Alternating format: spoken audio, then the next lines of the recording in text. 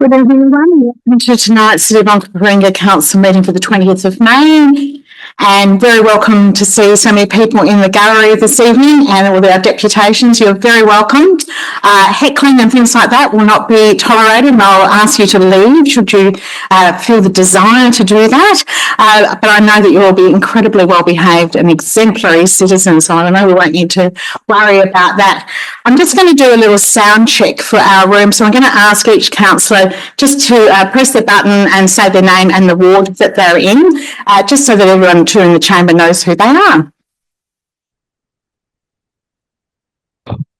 Isabel, 7 Vales Ward.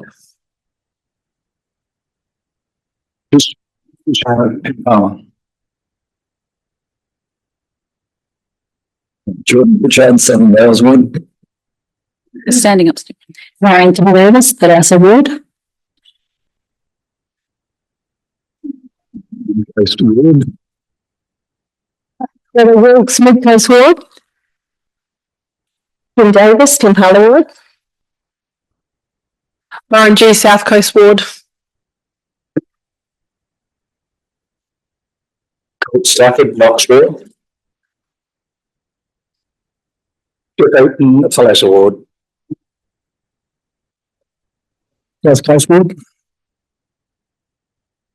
Heidi Graves, Knox Ward. Thank you, everyone. Good that all the mics are working, so thank you very much. I would encourage you all to speak into your microphones as close as possible, just to make sure no one misses out on your excellent thoughts, and invite you all to stand as we read our pledge for how we'll be together. We recognise the city's considerable natural and cultural heritage, including thousands of years of traditional ownership by Ghana, and the more recent contribution from people either born here or have migrated here. As we meet together, we build on this heritage by respecting and listening to each other, thinking clearly, being receptive to new ideas, speaking honestly, and deciding wisely for the current and future well-being of those we serve. Thanks, everyone.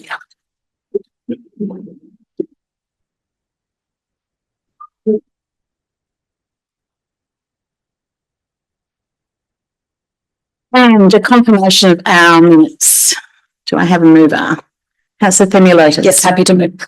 Thank you. Councillor Eaton. Second. Any questions? Any debate? I'll put the motion. Thank you. Against? Carried. There's no adjourned business. We do have a request for a leave of absence. Councillor Themeliotis. Yes, happy to move. Thank you. Seconder, Councillor Eaton. Yes, I'll second it. Any questions? I'll put the motion. All those in favour? Against? Carried. Enjoy the rest. Mayor's report. Councillor Eaton. Yes, I'll certainly move it. Anzac Day for all of us was a fairly busy day. Both Councillor Themeliotis and myself attended the Flagstaff Hill one. And unfortunately, they'd actually gone out and purchased their own wreath, and we had one, and I actually gave them the $70 towards their wreath, and I'm not making any claims on that. It's about supporting my community. Councillor Bill, you seconding the report? Yes, thanks, Mayor. I'll second that. Thank you. I do have one alteration on May the 16th. There was an event I was to attend, and it was rescheduled, and so that's the Black Coffee First Nations Business Network. So that was printed before the event. So I just need to let you know. I also just bringing everyone's attention that we did have extra correspondence that arrived after our papers too. So thank you for including that in the motion that you have put before. Any questions? No questions? Is that a question? All those in favour? Against? Carried. Thank you, everyone. We're now up to our presentations, and this is a very exciting part of our evening. We are very thrilled to know that we have such outstanding, talented and a committed workforce here in the City of Onkaparinga. So we have two presentations from this year's, the 24th Annual Leadership Excellence Awards, And I'm not quite sure how this is going to work, but I think someone's going to come up and tell us all about them. Excellence in community services and development, and also excellence in customer service experience. And this is an opportunity for those of you who have not yet met Jenny Baker, our new Director of Community. We're proud to present to you the Local Government Professionals Award for Excellence in Community Services and Development, which recognises Leadership Onkaparinga as the winner. Without as much fanfare as what we had last Friday night, many of you will know this program has been running for various configurations over the past 16 years, and during that time has become something truly special. It's more than a leadership course. It's been an important vehicle for active citizenship in our region. We've welcomed over 300 participants, people from all walks of life, who have gone on to become active citizens, change makers, and community leaders. Leadership Onkaparinga builds confidence, it builds relationships, it creates a space for people to imagine what is possible in their community and then go out and make it happen. We've seen participants launch social enterprises, shift into new careers, and study pathways and create countless initiatives that continue to have a positive impact. The program is designed to build leadership capacity, strengthen democratic participation, and promote inclusive governance. It's not only about learning skills, it's about building a better future and deepening connections between current and future leaders. It aligns powerfully with the City of Onkaparinga's community vision, delivering outcomes like healthy, thriving people, connected, supported communities, a strong community voice, and impact and trust. We've proudly shared our learnings with councils across the country, presented at national conferences, and contributed knowledge for others to design similar programs elsewhere. At its core, Leadership Onkaparinga is about believing in the potential of people and giving them the tools, the relationships, and the confidence to lead. It's a model for local democracy building that's been proven here and is transferable across our sector. We are proud of the fact we've been recognised, and even prouder of what this program continues to make possible in the lives of the participants and in the life of our community. Congratulations to Joanna Giannis, who's led this program over many, many years and received terrific support from Emma Cadd, Paul Wright, and of course, many previous employees and councillors.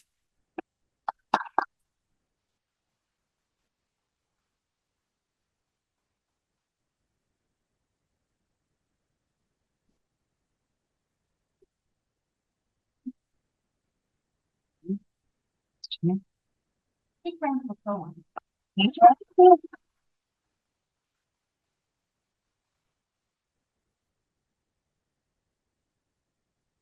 going to take it.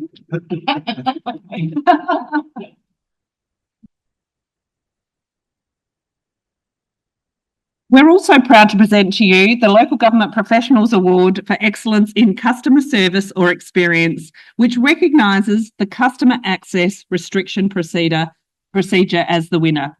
The Customer Access Restriction Procedure, or as it's fondly known, CARP, has been a transformative initiative for the City of Onkaparinga. It's given our teams the tools and confidence to manage challenging behaviour in a way that's fair, consistent and supportive. It has set clear behavioural expectations while offering support and pathways for re-engagement. CARP supports our community vision through particularly the themes of community, livability and leadership. It helps create welcoming spaces, promotes staff wellbeing and reflects a proactive and forward-thinking approach. It also aligns with updated work health and safety legislation addressing psychological risks through a clear organisational-wide framework. Since its introduction, we've seen fewer notifiable incidents, reduced staff downtime and improved safety across our facilities. We've seen real outcomes. One customer with multiple incidences has had their access restricted with no further issues since. Another, after receiving support, now uses our facilities respectfully and regularly. CARP is expanding beyond community facilities to include all staff who interact with customers, including those in the field. A centralised system is also being developed to manage safety concerns consistently. The initiative reflects our commitment to equity, inclusion, and community wellbeing. It strengthens staff confidence, improves service delivery, and ensures our public spaces remain safe and respectful for everyone. The recognition reflects the values we live by and the positive impact we're proud to make every day. We couldn't be prouder of the customer relations team led by Julie Jansen and the excellent work of Rory Fitzsimmons, who so graciously accepted the award a few weeks ago. Stuart Purvis, of course, also has been instrumental in leading this team and supporting them and some of the challenges that they experience every day. Thank you.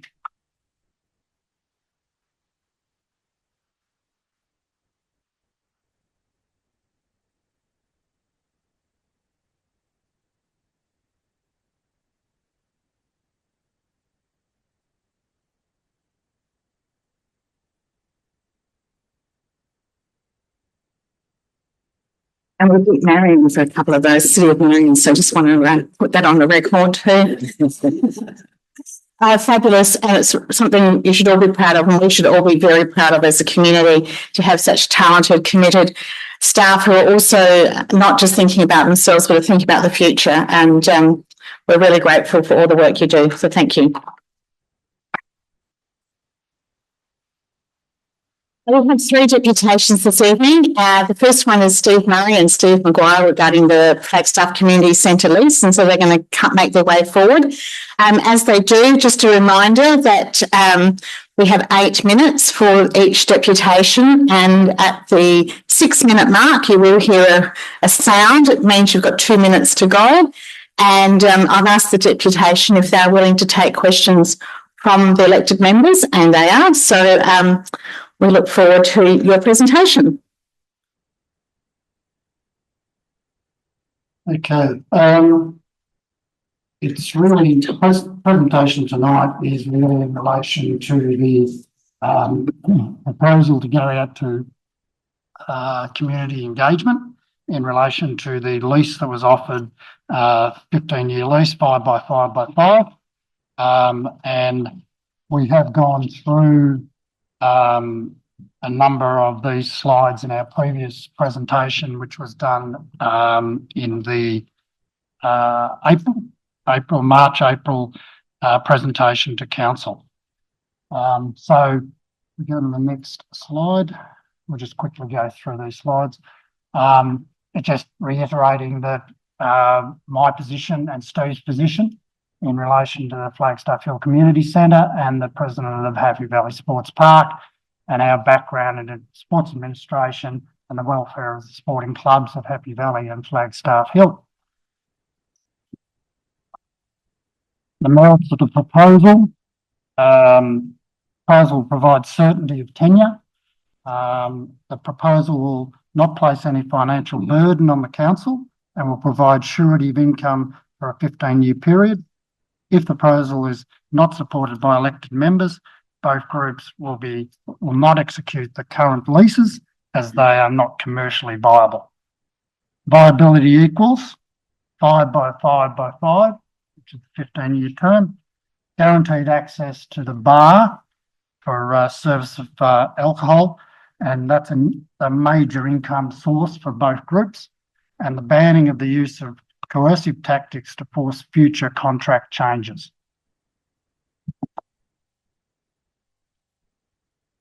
The proposal is supported by, as you can see, a number of people on there. We've had productive discussions with the CEO, support from Ellen Thompson, Katrine Hilliard, and the CEO of Recreation and Sport, and also the Palassa Council representatives, Marion and Jeff, and the other multi-user sporting facilities and the Onkaparinga Council area, and they are also supportive of this. I'll hand over to Steve now in relation to a couple of objections that were raised. Thank you, Steve, or as we're now known as, he's good Steve, I'm bad Steve. So he's not failed to remind me he's kept a clean sheet through this process. We, on the other hand, have a bit of work to do. So without further ado, we've provided some letters of support. I believe you've all got a copy of those. So I've just tried to point very quickly to parts that I think are relevant for this evening. The first is from our football club president, and I think one of the interesting things is his involvement stretches back 40 years, and as a result, he's able to testify to the fact that the oval and the club rooms were not originally proposed, and as a consequence, as part of the housing development, as a consequence, the oval's quite close to surrounding houses. That causes some of the friction, whereas Happy Valley, for example, is far better set out in that. Next page. He does go on to make the point that we do provide significant support to local businesses. We're well managed. We have monthly fully minuted meetings which our ward councillors both attend. He makes reference to the fact that we practice equity, transparency and collaboration in all reporting and decision-making processes, and as a result, the football club strongly endorses the proposal for 15 years. On the right-hand side is much the same from the netball club. They talk about the fact that the centre is a vital resource for the community, and that we consistently share information from, well, they are the conduit from the Flagstaff Community Centre out to their members as a result. Next slide. The cricket, much the same. Steps in development of women's cricket. They've suffered, cricket club have suffered. They've lost all of their senior teams as a consequence of not having, this is their assertion, not having any certainty about what's going on, as well as losing the ability to have playing surface upgrades as a result of us not signing the lease. So that's the sort of thing we're talking about when we'd like to ensure that there's no coercion going forward. Next slide, please. Towns Club, much the same. About the committee committed to treating all users fairly and equitably, and providing their support via their president. Next slide, please.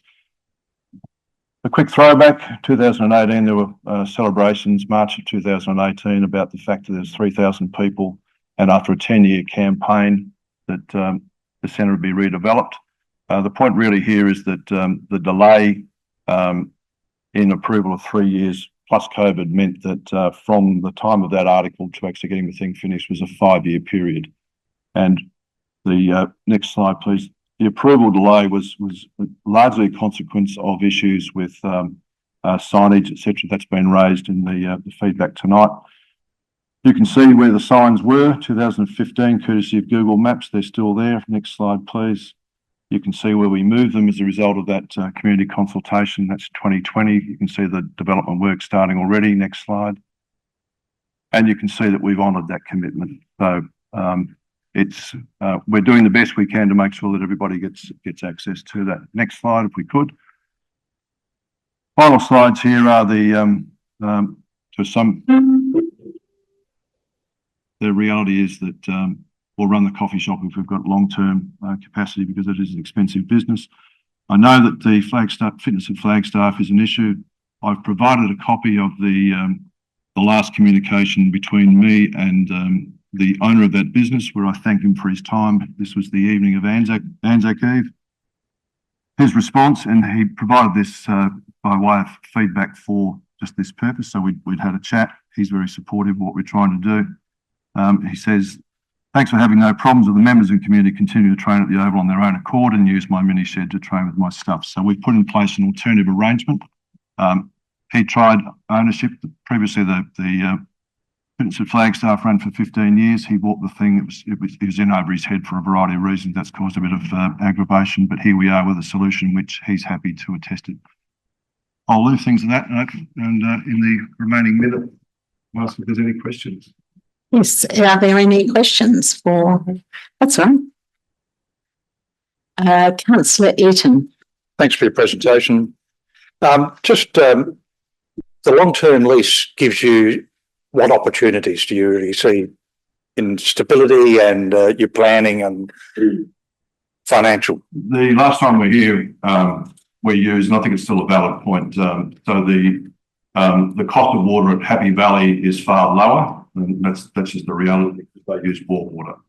Turns out there's a bore at Flagstaff Hill, The council spends an enormous amount of money watering that facility. Council pays for that. We pay for water, and we pay a share of the watering that takes place at the higher rate on the Oval as well. So I'm paying more for the same watering compared to Good Steve. With a long-term lease, we can start to agitate. It's about $30,000 we're told by council staff to actually remediate that thing and look to lower costs, which get passed on to our users, members of the community. So 5 years, see you later. We're not in a position to actually go and start to fundraise for that. And why would we with no future? 15 years gives us a future. And with a future, we can start to build. Our cricket club has got somewhere to call home. They can rebuild after a pretty thorough time of COVID and the renovations as well. Do you have another question? Just one other, the capacity to take some more groups in there, sporting clubs or anything like that. You've still got that ability, haven't you? We have some ability. I make the point in the written response we prepared that in fairness to the local community, both of our clubs are struggling to accommodate all of the teams that we have using the facility, particularly Oval. We've had expenditure designed to increase female participation with decent bathrooms and privacy. That's been enormously successful for both of our clubs. So if anything, we're looking for the capacity to provide more playing services. And the reality is that there is some capacity other than on the Oval. So we've got ball sports, netball, tennis, etc. So being able to grow and pursue those opportunities can only take place in an environment where, frankly, a couple of volunteers have to down tools every 5 years to have these painful negotiations. It's better to kick the can down the road for 15 years. And I suspect, Jeff, you and I will be, or you might be continuing to participate. I shouldn't make presumptions, but I certainly won't be. So that's the goal. Thank you. Councillor Wilkes. Thank you. Thank you so much for your deputation and also providing that large wealth of information that was in our report. Look, I just have one question because in the community engagement, there's a couple of negative comments around fitness at Flaggy. Yes. My understanding is that business is no longer operating on your site. So can you just confirm that for me? That's confirmed. That's what the text actually basically verifies. So, as I said, nice young bloke, bought a long-standing business. We weren't a party to the sale. We don't know how much he paid, what he was promised, what he wasn't. But he struggled, and that caused issues for him and for us, which I won't bore you with now. But I met with him, and one of the contributors of the negative feedback, along with Councillor Themeliotis, and we explored a variety of solutions to their issues. So one of the solutions we proposed is, hey, why don't you come along and join the board? And look, in fairness to them, that was distinctly uninteresting for them. I think that so we were keen to ensure that they had a role if they wanted in terms of communication and all the rest of it. The alternative, which they've elected to pursue, which we've facilitated, is we provide minimal resources, so there's no more access to the club room and the lights and all that sort of stuff because they don't require that. There's some storage space that we have. The end result is they're using that. They're using it free of charge. We're perfectly happy with that, and you can see that he's happy with that solution or outcome as well. Excellent. So that those community members are still using the Oval surface and some of the resources. They're just not costing themselves and us money running extremely expensive antiquated lights, which we're going to hopefully talk to you all about later on. And they're not chewing up heating costs and all the rest of it. Excellent. Thank you so much for confirming that and allowing that community group to use that Oval free of charge. It was our pleasure. I mean, the outcome we're so happy with. Councillor Bill. Thank you. Well, welcome back, by the way. Thank you. And thank you for your deputation. I do remember you coming previously and providing us with significant information, which I still remember really well.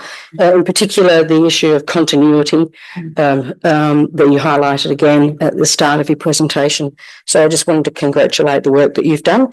And the only other thing I'd like to add is, what sort of coffee do you use? So I'm always looking for a place to go. Look, you've come to the wrong person. Take that one on notice. Yeah, we'll have to take that on notice. Thank you. Shameless plug, you'll notice the former mayor, current local member there, who's very helpfully provided her light for that. Well, that's good. She won't get a vote tonight, so the chamber here will be helping with that.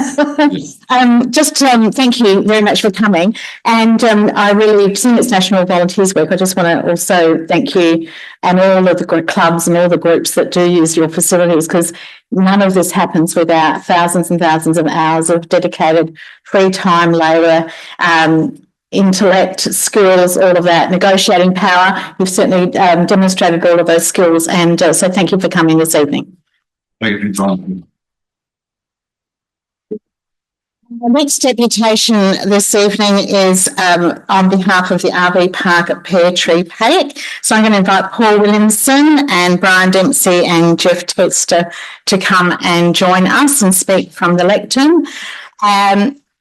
Just while they're making their way up there, the Flagstaff item is at 9.1, so there won't be long to wait should you wish to stay in the chamber. And just to remind you, gentlemen, that 8 minutes and at the 6 minute mark, you will hear a ding-a-ling.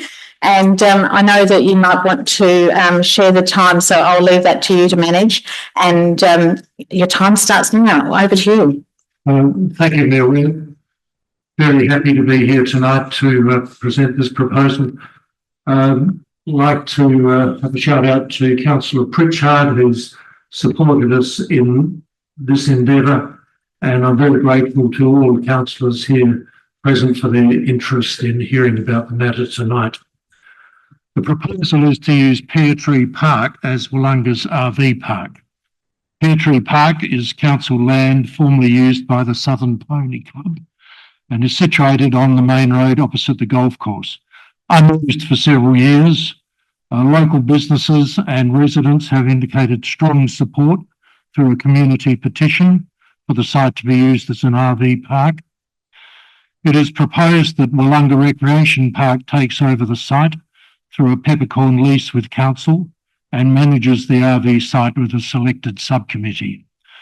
The council would get the proven management expertise of Rec Park at no charge. The Rec Park would get income from the RV park fees, and the Greater Willunga region would benefit greatly from increased tourism dollars spent.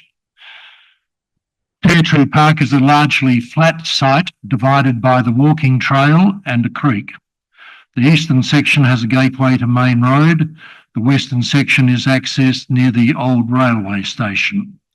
A few improvements would be necessary, including water outlet, some basic seating, a wider entrance on Main Road and signage. A gravel road is likely necessary in anticipation of softer ground after rain. RV parks are unlike caravan parks in that few facilities are expected. No showers, toilets, playgrounds, etc. The site at present is currently being used for a dump. If anyone wants an old washing machine, they can go along and get it. Benefits of using the site as an RV park. Well, most RV and camper van users are of mature age with reasonable to high disposable income. Most tourists are looking for the Southern Vale's experience, whilst others may come down for specific events at Willunga, such as the farmers market and festivals, or at McLaren Vale. Most would spend 1 to 2 nights and could spend money locally on food, wine, fuel, etc. An average of 5 RVs per night could inject close to $300,000 per year into local businesses, a potential lifeline for many. It would be well maintained with a group of local volunteers keen to look after it under the Rec Park auspices. The local service station proprietor has offered to collect site fees, and it's anticipated that local businesses will also be involved in sponsoring some of the necessary site improvements. The site is well placed for walking into Willunga, to the farmers market or to the Shiraz Trail. Other comparable sites for example, Willunga Recreation Park, have limited access due to regular commitments. Pear Tree Park is the only site which offers daily access. Rec Park has a track record acknowledged within council of responsible management and a high level of community support. An RV park cannot exist without a responsible entity, and the collapse of the Willunga Business and Tourism Association means that Rec Park is the only entity that represents the Willunga community. Oh, naturally, apart from Onkaparinga Council. Rec Park would be happy to offer its management services for this site to the council. I might add that that is enough from me, and now we'll hear from Brian Dempsey. Good evening. I'm the secretary and the bookings officer at the Rec Park, and over the years there's been many a camper van that has come into the grounds looking for somewhere to park. And a few times I would say, yep, you can stay 1, 2 or 3 nights depending on what other activities were there. And there was one lady, Sue, from Tasmania. She was so appreciative that she wrote a full detail of her stay, spending $700 over a period of 4 nights. But she did go to the Vale Information Centre and struck up a conversation with the person there and said, you know, how lucky she was to stay at the Rec Park. And that person said, there's such a great need for that to be established in the area. So, and she had said that there were lots of inquiries at the Information Centre about where can I, have my RV. And we've been the beneficiary because some of these people have got to know the Rec Park. They've come along to a festival if they're there at the time, to Cinemalunga, which is fantastic.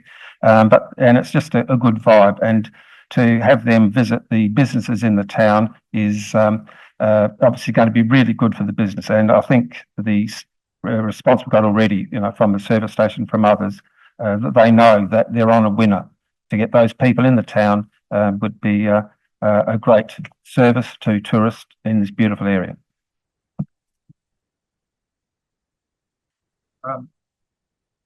Well, way to go. Good evening. I can only back up everything they've said.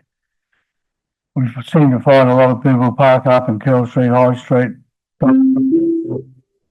Rose Garden Car Park, Rec Park, over Old Bushy and Caravan, Colesett car park in at McLaren Vale. Every time you walk down the street, somebody says, where's the park? We just say, well, there's none here, but we've been told by the girls in the information centre that every day they're getting asked where an RV park is. I think it'd be very, very good for the town and the business people as things are going up and up and up, and they're going down, down, down. Thank you. Thank you very much. I'll open it up to questions, and I really appreciate you gentlemen coming this evening. It's I'm always being asked that same question myself. Councillor Pritchard. Thanks, Jeff, Paul and Brian, for your presentation tonight, and thank you very much for the petition and the hard work that's gone into the background so far. Just a couple of questions. There's often a concern that an RV park might compete with the caravan park in the area. How are the two different, and what would you say about that sort of competition? Well, the County Council's got caravan parks and they own their own RV park as well. Classic example is Julie Creek in Queensland. They never had a bakery for 27 years, never ever had a chemist shop there. Since they had the RV park going and pay a minimum fee, the first in 2019, they took in $260,000 extra in the community. They have now a new bakery employing 11 people and also have an apprentice. And they've got a brand new chemist shop. Fantastic. That'll be excellent for you. Do you expect any disturbances at the site? And if there was a disturbance, how would you propose that might be managed? Our behaviour part of it. Yeah. Well, I do only RV park because I'm old. Like a lot of old people, and you're watching TV at 9 o'clock, and I've never ever seen any disruption at all from anybody else. Brilliant. Thank you very much. No mirror balls or dancing. Okay, councillor Jew. I'd like to thank you for tonight, but also the long-standing work you've done in being completely community-led, which I think is fabulous. And so wondered around the revenue and what you anticipate maybe over the years, how you benefit, how the rec club will benefit. Well, we do charge $10 a night, and that will be for approved improvements. That's all that we can do for the park, like maybe a kitchen, panels that'll go towards paying for the water and electricity. Mm-hmm. And then the money we've got six of us blokes rushing to get something done.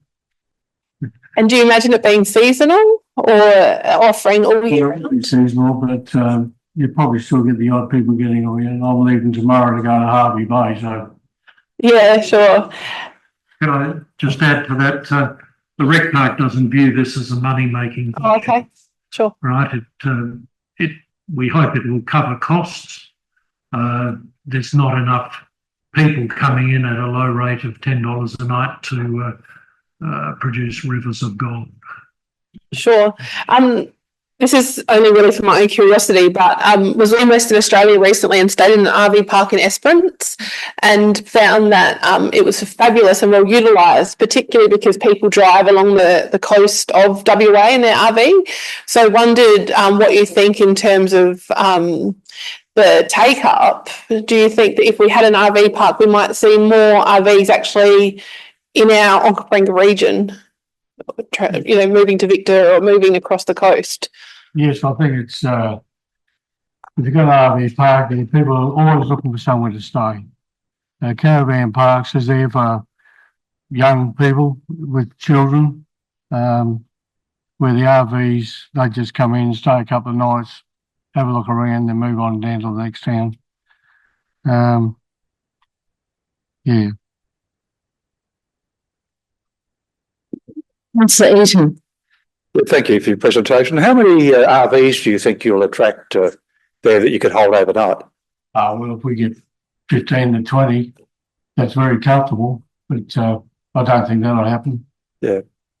And it certainly provides another form of accommodation in the great part of the state. I mean, we offer everything that the Barossa Valley has to offer and York Peninsula within a very short distance from the city. But it would certainly also provide some additional accommodation if we ever got to gather around here in the southern suburbs. So, a question, councillor? Councillor Bell. Thank you, Mayor, and thank you, Paul, Brian, Jeff, for your presentation. It's congratulate you really for your initiative, particularly the rec park and the committee and yourself working collaboratively. Most of the questions have been asked that I see. There's two I might ask, which is how soon do you see or envisage that you can get started up and started? Tomorrow. Tomorrow. That's pretty good. Well, we're imagining that there will be some period of consultation with council before we can get going. And we are impressed by the fact that it's only taken about a week to get this deputation up into council. So if the council processes are that fast after this, it should be fairly soon. But, reality steps in. I love your ambition, Paul. I have one more question, if I may, Mayor. The RV types now, there are caravans. Does it restrict anything like just a trailer with a pop-up trailer? Or is it just for vans? Yeah, it's only caravans, motorhomes and camper vans. No tents or camper trailers or anything like that. It's all self-contained. Yep. They've got their own water, toilet, power. Thank you. Gotcha. Thank you. Councillor Davis. Thank you, Mayor. Thank you very much for your deputation. Look, as a practising grey nomad, I know that RV parks are really lovely places. They offer an alternative feel than a caravan park. My question is, how many local businesses and what sort of local businesses are around the area to support this? Well, just in Willunga is about 56, but RV people coming to Willunga is going to also help Aldinga Vale, because we've got no suitable stores or anything like that. So it's going to be benefit for the whole area, I believe. Thank you. And Councillor Wilkes. Excellent. Thank you. Thank you so much for your deputation. Councillor Pritchard's also got a notice of motion coming up regarding this. I was just wondering, do you see this site ready? Like, is there crossovers? Is this a site layout? Do you have signage? You know, do you have the funding to sort of establish that? Or is this something that might have to come about once you get approval? What stage do you feel like the parcel of land is at? Oh, it's at early stage at this stage, and we don't have those things I mentioned before. We need water, we probably need some power, we may need gravel to spread on the ground, we may need at some later stage a shelter, we need signage, we need new gates, things like that. So some of those things we might get some help through sponsorship with local businesses. Some of those things we might do ourselves. There's a fence at the back that needs to be fixed, for example. And some of those things we may get some assistance from council, Okay. whose land it is. Do you mind if I ask a supplementary question? Sorry, thank you. Do you think you'll be coming to council for particular materials or certain aspects once the approval is given? I think we will have to just sit down with council people and work out what the lease proposal will actually be. You know, it's too early for me to say at this stage. We, of course, would love it to be a peppercorn rental over a long period of time with council support doing some things to support their land, but we'll see what the practicalities are. Excellent. Thank you so much. Thank you for answering that question. Councillor Greaves. Thank you. Thank you very much. Thanks, Paul, Brian and Jeff for coming along tonight. I think this is a fabulous idea. I guess my only question is probably in relation to, the financial aspects of it as well. So your proposal is looking at council potentially providing a long-term lease over the site. Is this something that Rec Park Committee has actually discussed, and whether or not there is any funding available to invest? We've passed a motion of support for the idea. All right, so we're happy to see how decisions go with council. It's possible we may be able to put in some small amount of money, but we don't intend to put in huge amounts because we don't see this as a revenue producing thing for ourselves. We rather see it as a community service. Yep. So, our resources would be limited. Some of the stuff would be done by volunteer work, for example. Yeah. So there'd be in-kind work. Awesome.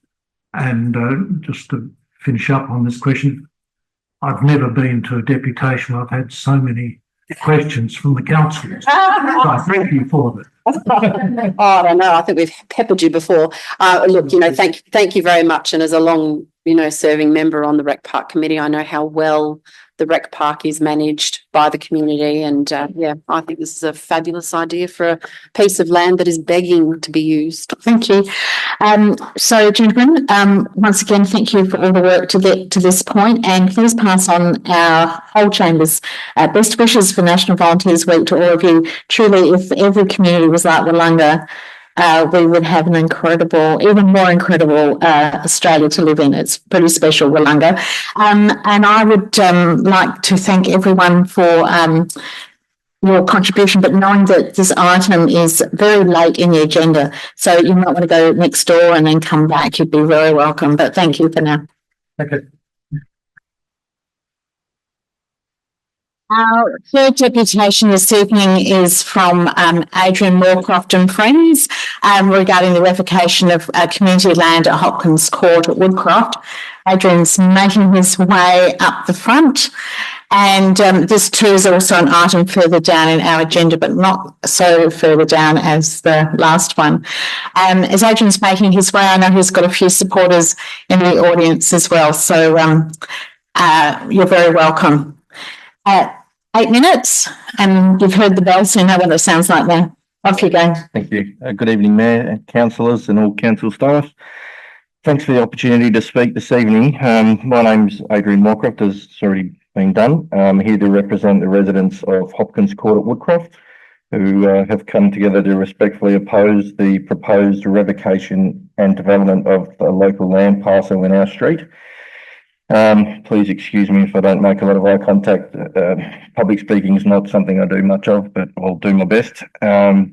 This park is actually highly valued by all residents in Hopkins Court and neighbouring Yeomans Way. I believe you have a copy of petition showing opposition to the proposal from local streets. There's also signatures that's everyone in Hopkins Court, majority of Yeomans Way, and quite a few of the residents of the Living Choice Retirement Village, which their back fence borders the park as well. There are many reasons why we strongly oppose this revocation.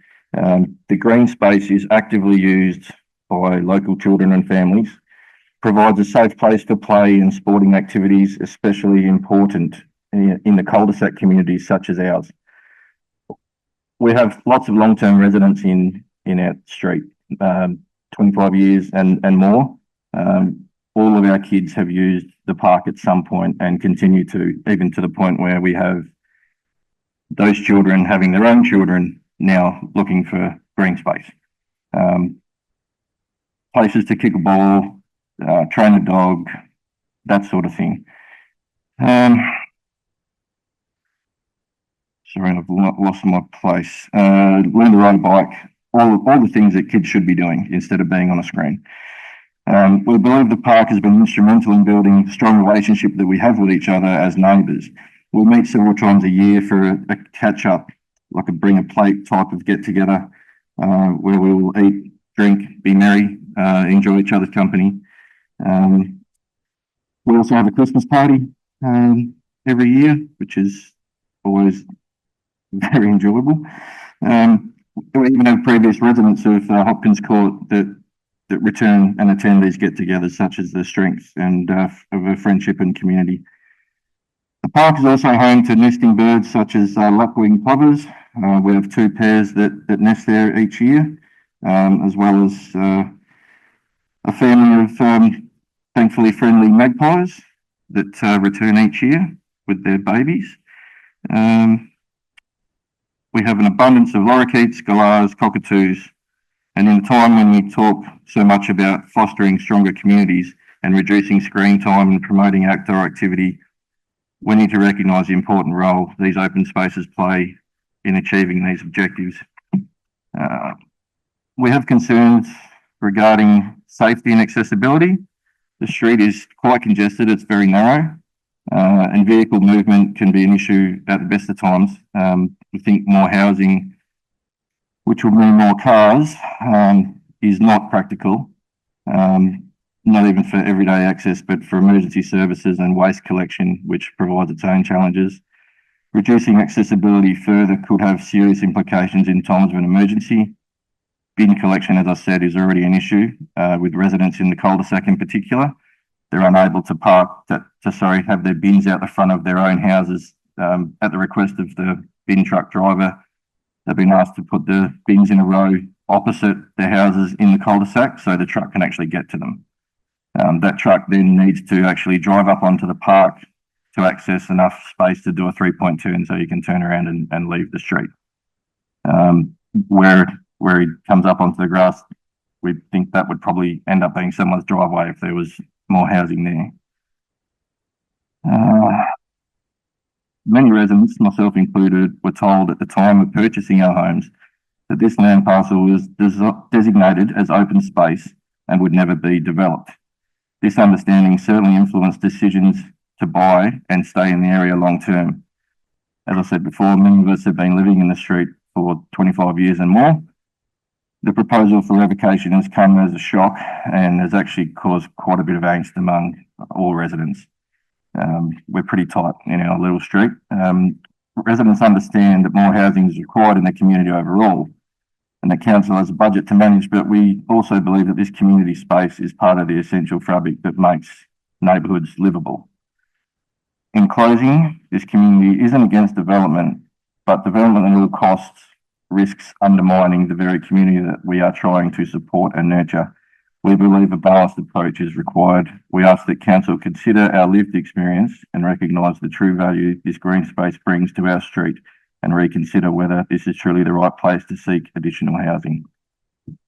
As a selected representative for all residents of Hopkins Court, I personally support the request to retain this land as open green space for safe play, community and for long-term livability of our area. Thank you for your time and listening to our concerns. Thanks, Adrian. Are you up for some questions? Councillor Fisher. Adrian, thank you for your presentation, and just to reiterate to the chamber, and there will be a question. When Councillor Davis and I attended and met with you good people at Woodcroft, it was obvious that there was a passion in the area. You spoke briefly about the original plans of the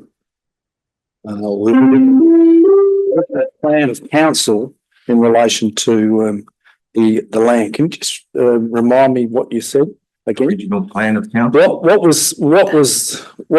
you told about the vacant land? So just to be clear, that wasn't from council. Yeah.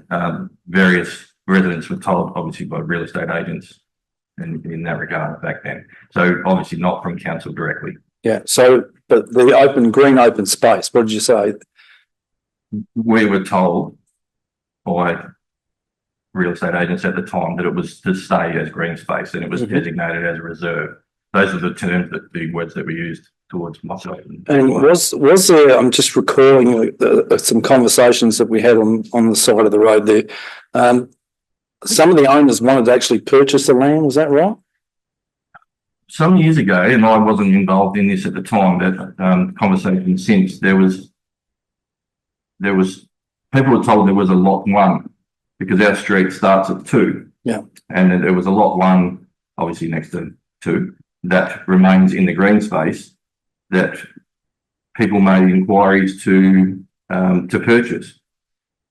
I don't know where that fell over. I wasn't even aware of the number 1 until probably 5-6 years ago. But yeah, the previous owner of number 2 made some inquiries at one point about the number 1, which I don't have any paperwork to say that it even exists, to be honest. And my final question, you also touched on the situation on bin day. So can you just paint that picture again about what you have to do as a residents as far as getting your bins collected? And so mostly in the cul-de-sac. Mostly in the cul-de-sac is where it's affected mostly because that's obviously access is tight. So it's a very narrow street. Truck. It is already a narrow street with a cul-de-sac and also again, because it's not your traditional round cul-de-sac, it's more of a T-shape, which I think probably goes towards that, what would be the driveway to potentially number 1, if there was a number 1. Those residents have to put their bins out across the road from their houses because access to their bins is not possible when it's at the end of the driveway, like the majority of people put their bins at the end of the driveway. So they just put it in a line. It's no big deal, but it just specifies it goes towards the lack of room. Okay, and wonderful.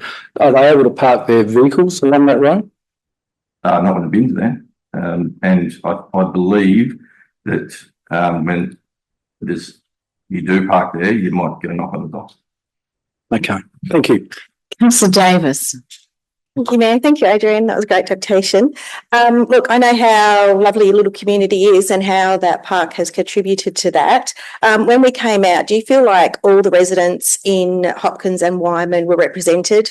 Did they all come, like they mostly all came out and had a chat to us, didn't they? They were all out there. Yeah, a strong turnout. Certainly all of Hopkins Court were there. Yep. A few from Yeomans. One particular outsider that made some noise. Was very passionate about it. But yeah, certainly there would have been a good 20 of us there, I think. Yep. And do you think the people in Hopkins Court have a really good relationship with the neighbours that back on from the retirement village? Very much so. One of our neighbours, Nadine, has been cutting hair. She's a hairdresser, been cutting hair in there for about 15 years and speaks to them regularly. And she Chelsea has conversations in regards to what we've been talking about now for a month or so, and none of them are particularly excited by it. Lovely, thank you. Councillor Greaves. Adrian, thank you so much for coming in and for your deputation. Yeah, it certainly sounds like there's a great sense of community. I live in a court, so I can appreciate that element. Look, having been past this site and also having a look at some of the maps, some of the images from Google Maps, there's a lot of tyre tracks. There's a lot of through traffic actually over that reserve from the pictures I see. Is that like a common occurrence? Because I mean, I guess you know, is it people parking on the reserve, or is it being used as a sort of an overflow? No, it's more so you'll find tradies with trailers that have a very difficult task, especially if they're not great at reversing a trailer in the cul-de-sac. So I quite often use the grassed area just to do a U-turn. Do a U-turn, Yeah, come that happens across. a bit. Yeah, there seems to be a lot of tractor And type the big tracks. area there, Yep. things like that. Yeah. Yep. All right. No worries. Thank you. So there's certainly no parking as such. If there is, it's for an hour or so. Councillor Dew. Hi, Adrian.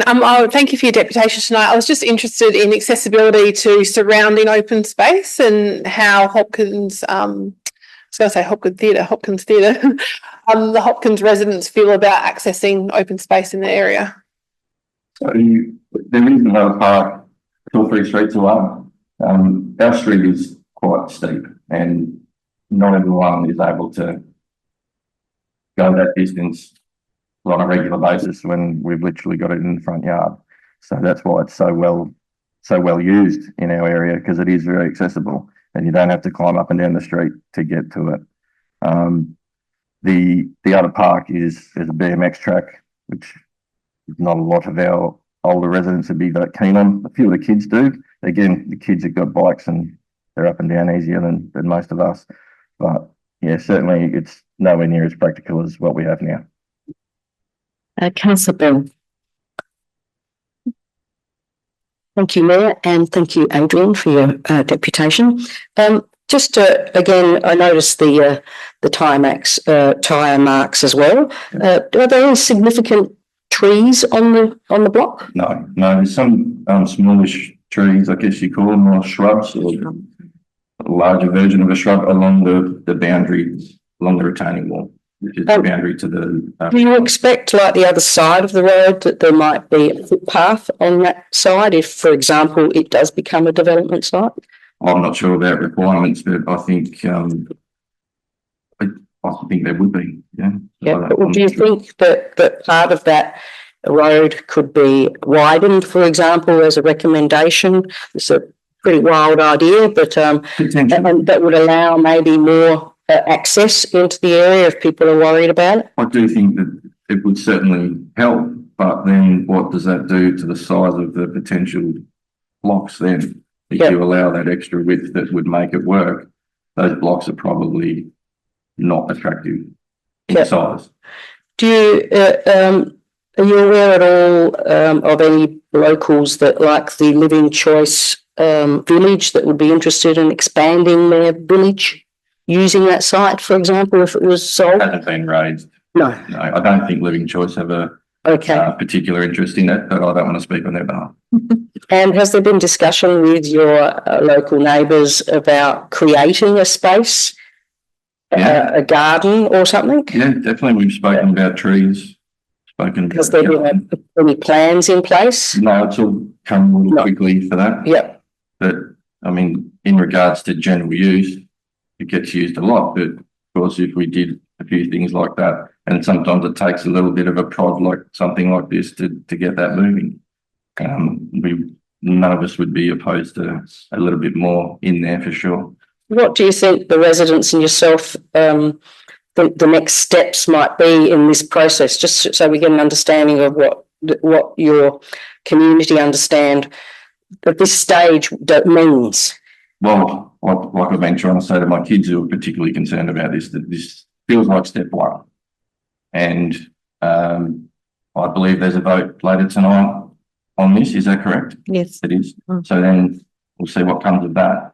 And do you know where it'll go from here? No, not particularly. So that would be step 2, and I will work out how to do step 2. Great. Thank you. Thank you. Thanks very much, Adrian, and thanks to all the community gathering around to bring their views to the chamber. We appreciate it. Thank you, Yeomans.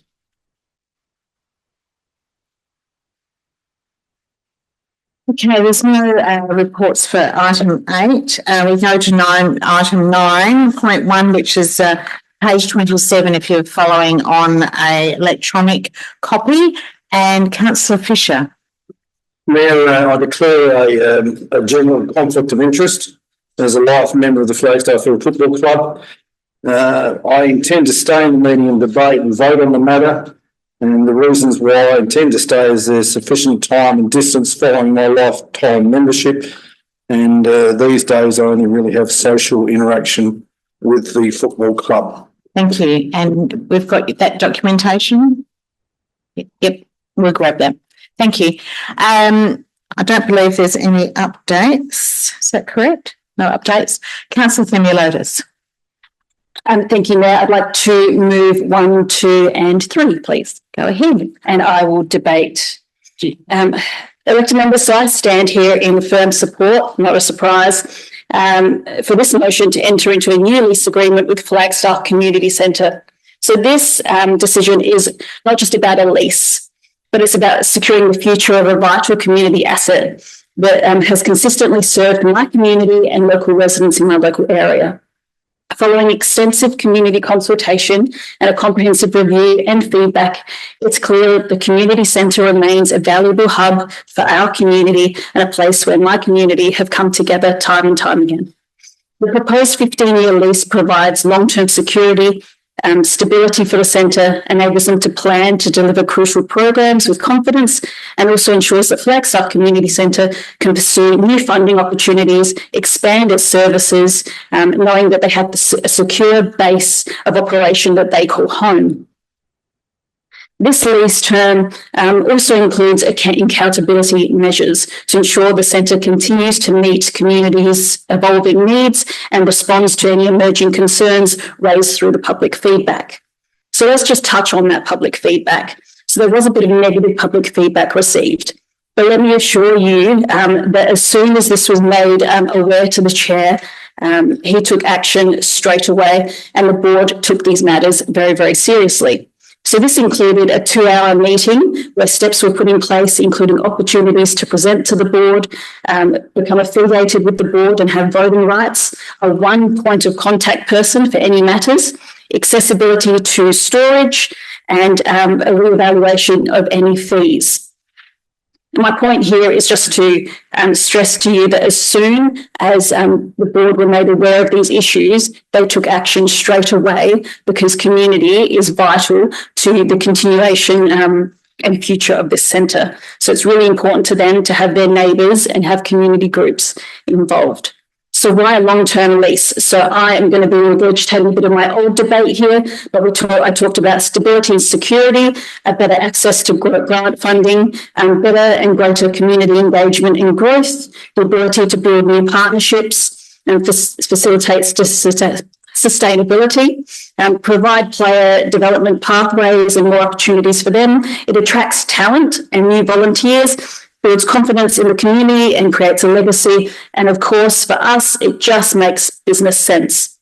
So councillors, this motion is about protecting a trusted institute that has been a lifeline to many in my community.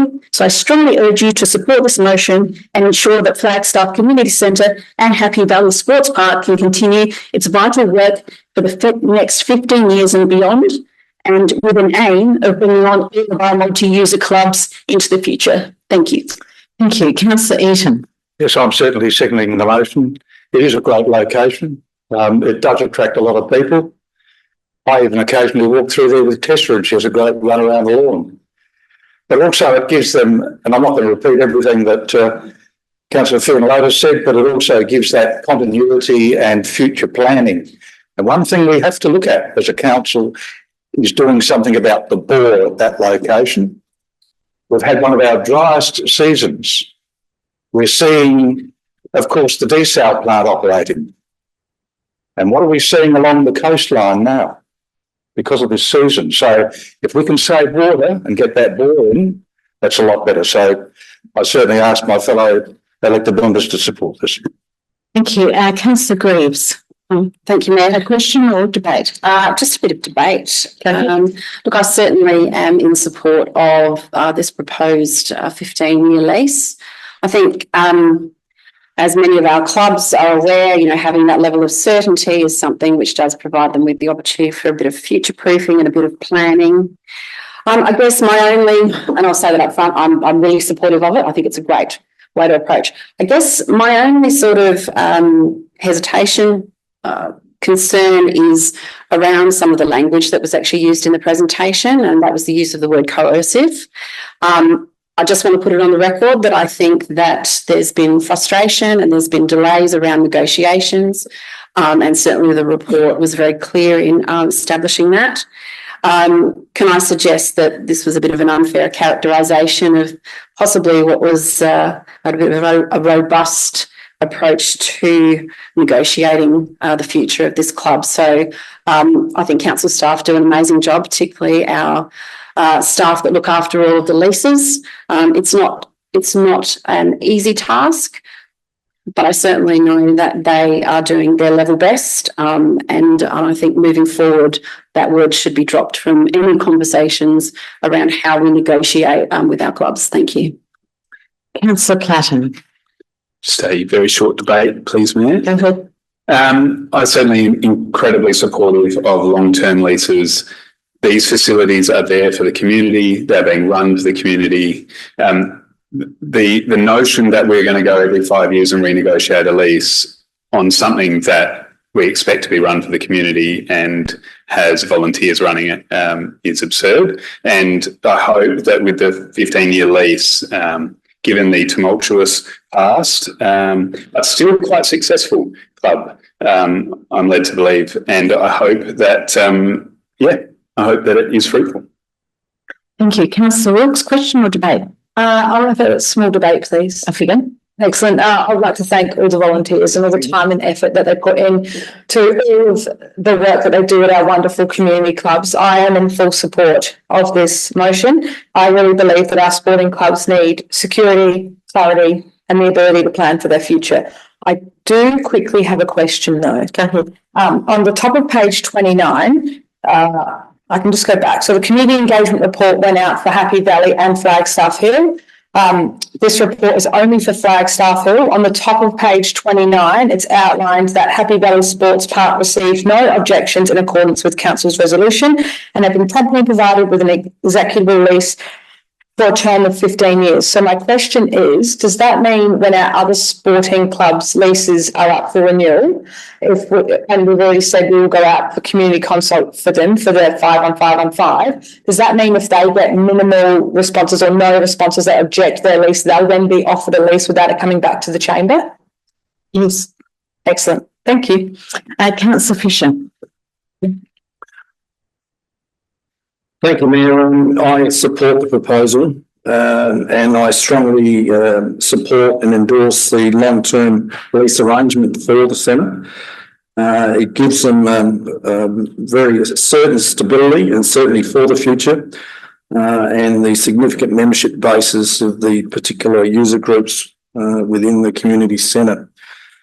And despite COVID and some issues over that time, the support of the management committee of the particular community centre is obvious, and their passion has translated into some descriptive words, I think, that Councillor Greaves identified.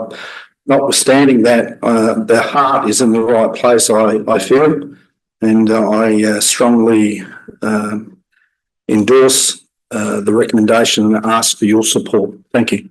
Thank you. Councillor Themeliotis, do you wish to close debate? Really just to thank staff and thank our CEO, thank elected members for their commentary, and note that when this started, I was actually contacted by a number of other multi-user clubs who are actually really excited to see this outcome, and this could be a very historical message that we're sending to them and a response from this chamber. And most importantly, I want to thank the volunteers. This was actually a couple of years' work of time and energy where they didn't go to family events. They stayed, they left work early. They came to a second job, which is the community centre. They gave so much time into this. So to Flagstaff Hill and Flagstaff Community Centre and Happy Valley Sports Park, I can't thank you enough. And to all of our multi-user groups across our city, we're coming for you. Thank you. I'll put the motion. All those in favour? Against? Carried unanimously. Thank you, everyone. Item 9.2. Is there an update for this one? I don't think so. No.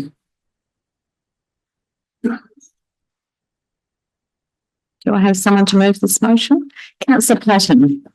Happy to move as written. Wish to speak? Not currently. Okay. Do you have a second? Councillor Bell. I'm happy to second. Thanks, Mayor. Do you wish to speak? Councillor Greaves? Sorry, I'm pressing buttons. Councillor Pritchard, go ahead. Question or debate? Just a question. Go ahead. When this petition was presented, we talked about some safety concerns around the current location. And I was just wondering if those have been investigated. I know there was reference to cyclists and coffee being served, and I just wanted to, I didn't see that in the report. So Yeah, thank you. I'll check. Would you like to take them? Thank you. Through the chair. We did have a look at the safety concerns. We did check to see whether we'd had any incident reports or any claims, which we have had none. We also did look at the sight lines that exist on the bike track or the shared use path, in fact, that runs through there. And also note the quite sharp bends that exist leading up to the where the coffee trough is usually positioned. So effectively, there are plenty of natural safety provisions in place where there's good sight provisions, plus bicycles going through there are generally going quite a bit slower than they would on certainly on the road and certainly on straight sections, open sections of the shared path.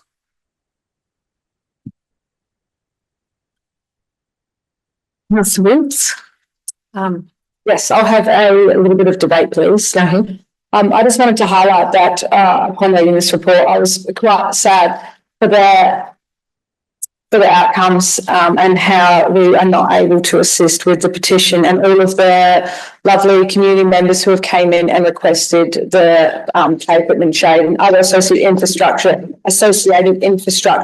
I think that the community initiative shown in this project was fabulous, and we've seen community initiative come to this chamber, and we've seen like the Lions Shed have their area established, and we've seen lots of different ideas being put forth that have developed into beautiful spaces for the community. So I can understand the reasoning why. I mean, we don't want to be messing with an area that is so close to such insecure and unstable cliffs, but I really hope that we still see community members come into our chamber and push for startup programs or spaces that they believe will benefit our lovely residents, just on the onus of them providing money or different sort of, what's the word when you volunteer, donations. So I hope that we see more community members still come in and try and create something that we saw Christine create.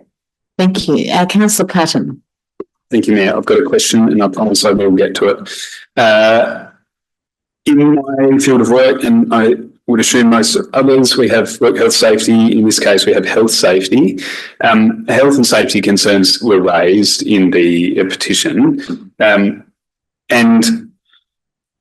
in the same petition, there was possible solutions to those safety concerns around putting a gravelled area outside of the car park so that the food trucks that may park there could open into the park and not open into the bikeway. I'm wondering if council has considered any, apart from sightlines, any changes to the way food trucks are situated in this area. Anyone help with that one, or do we need to take it on notice? Through the chair, look, I can say we did explore what alternatives might exist in the orientation of food trucks within the current food vending space. But unfortunately, we didn't come up with an alternative which, to the arrangements that currently exist. I would encourage Councillor Patton, if you want to follow that through with an inquiry for another time, that may be something to do. Would you wish to close debate? Certainly. Councillors, I can respect that there has been some effort put in from administration to look at the possibilities of putting a play area, a grass area, many of the proposals that were put during the presentation. I guess I have concerns around the safety of the bike path and pedestrians. And I think that there absolutely should be a provision for food trucks in this area. I think it's very popular and I'd like to see it continue. I just think it's a simple case of putting some gravel on a dirt park so there's an option there. It seems crazy to me that we're not doing that we would risk pedestrian safety through sightlines. Given that that's been highlighted, I hope it's considered. I'm more than happy to put in an request and I look forward to a good response.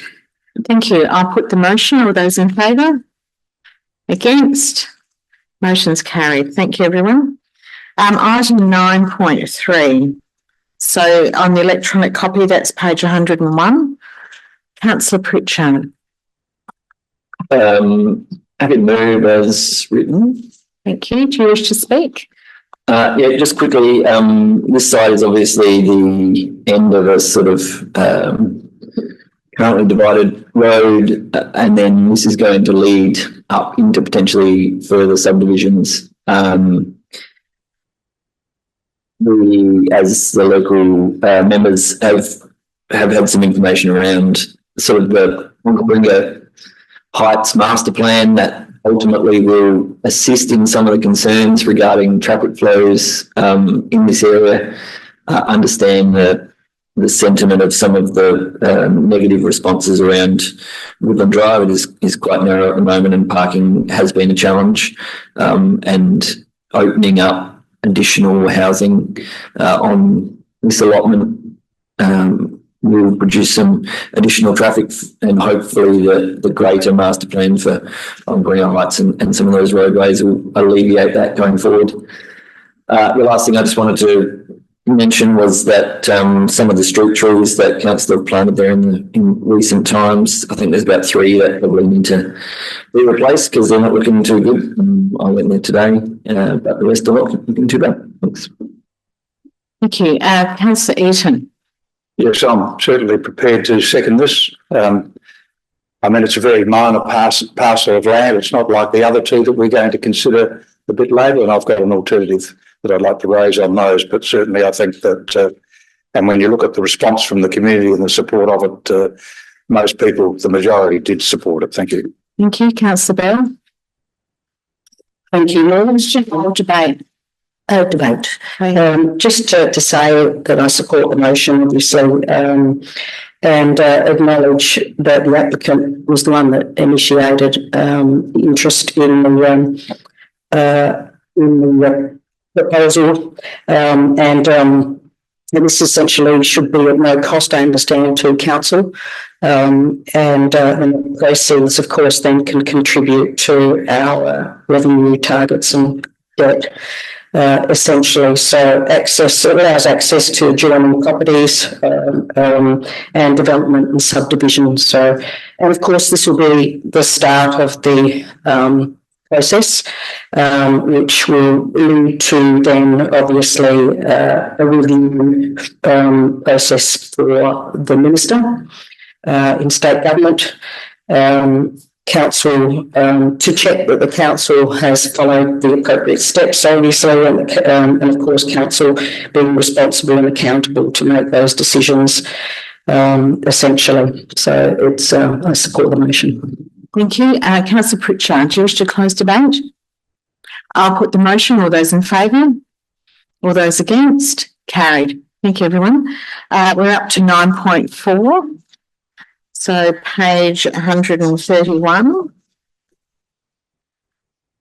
Councillor Eaton. Yes, certainly I can't support this, and neither can I support 9.5. Looking at the community. So, excuse me, just want to just check something. So do you have an alternative motion? Yes, I do. Have you provided that to? Yes, that's good stuff. Can I just check? Can you just check what's on the screen? Is that what you're moving? That's correct. The only thing that we need to include in there, where I've got that the Essential Services Commission of South Australia and the Auditor General's office be invited. So is that, do you just want to double check? That's correct. Okay. Yep. Do you wish to speak to the motion? Yes, I will. Okay, go ahead. One just needs to look at all the questions that were posed in respect to this and the long-term financial plan and the disposal of this sort of land. And there's a lot of doubt in the mind of the chamber and a lot of misunderstanding. In fact, when we've got out there and talked to the community, we've made some minor little mistakes when we look at it. So the important thing is that we need to have a proper workshop where we sit down, consider this. We have our audit risk committee along because they can talk about the risks. And what's provoked part of this disposal of various properties is, of course, the Essential Services Commission report that talked about our financial sustainability. So what it means is that it gives them an opportunity to even inform us so that we don't make mistakes and create a longer term financial problem for future chambers as well as our community. Thank you.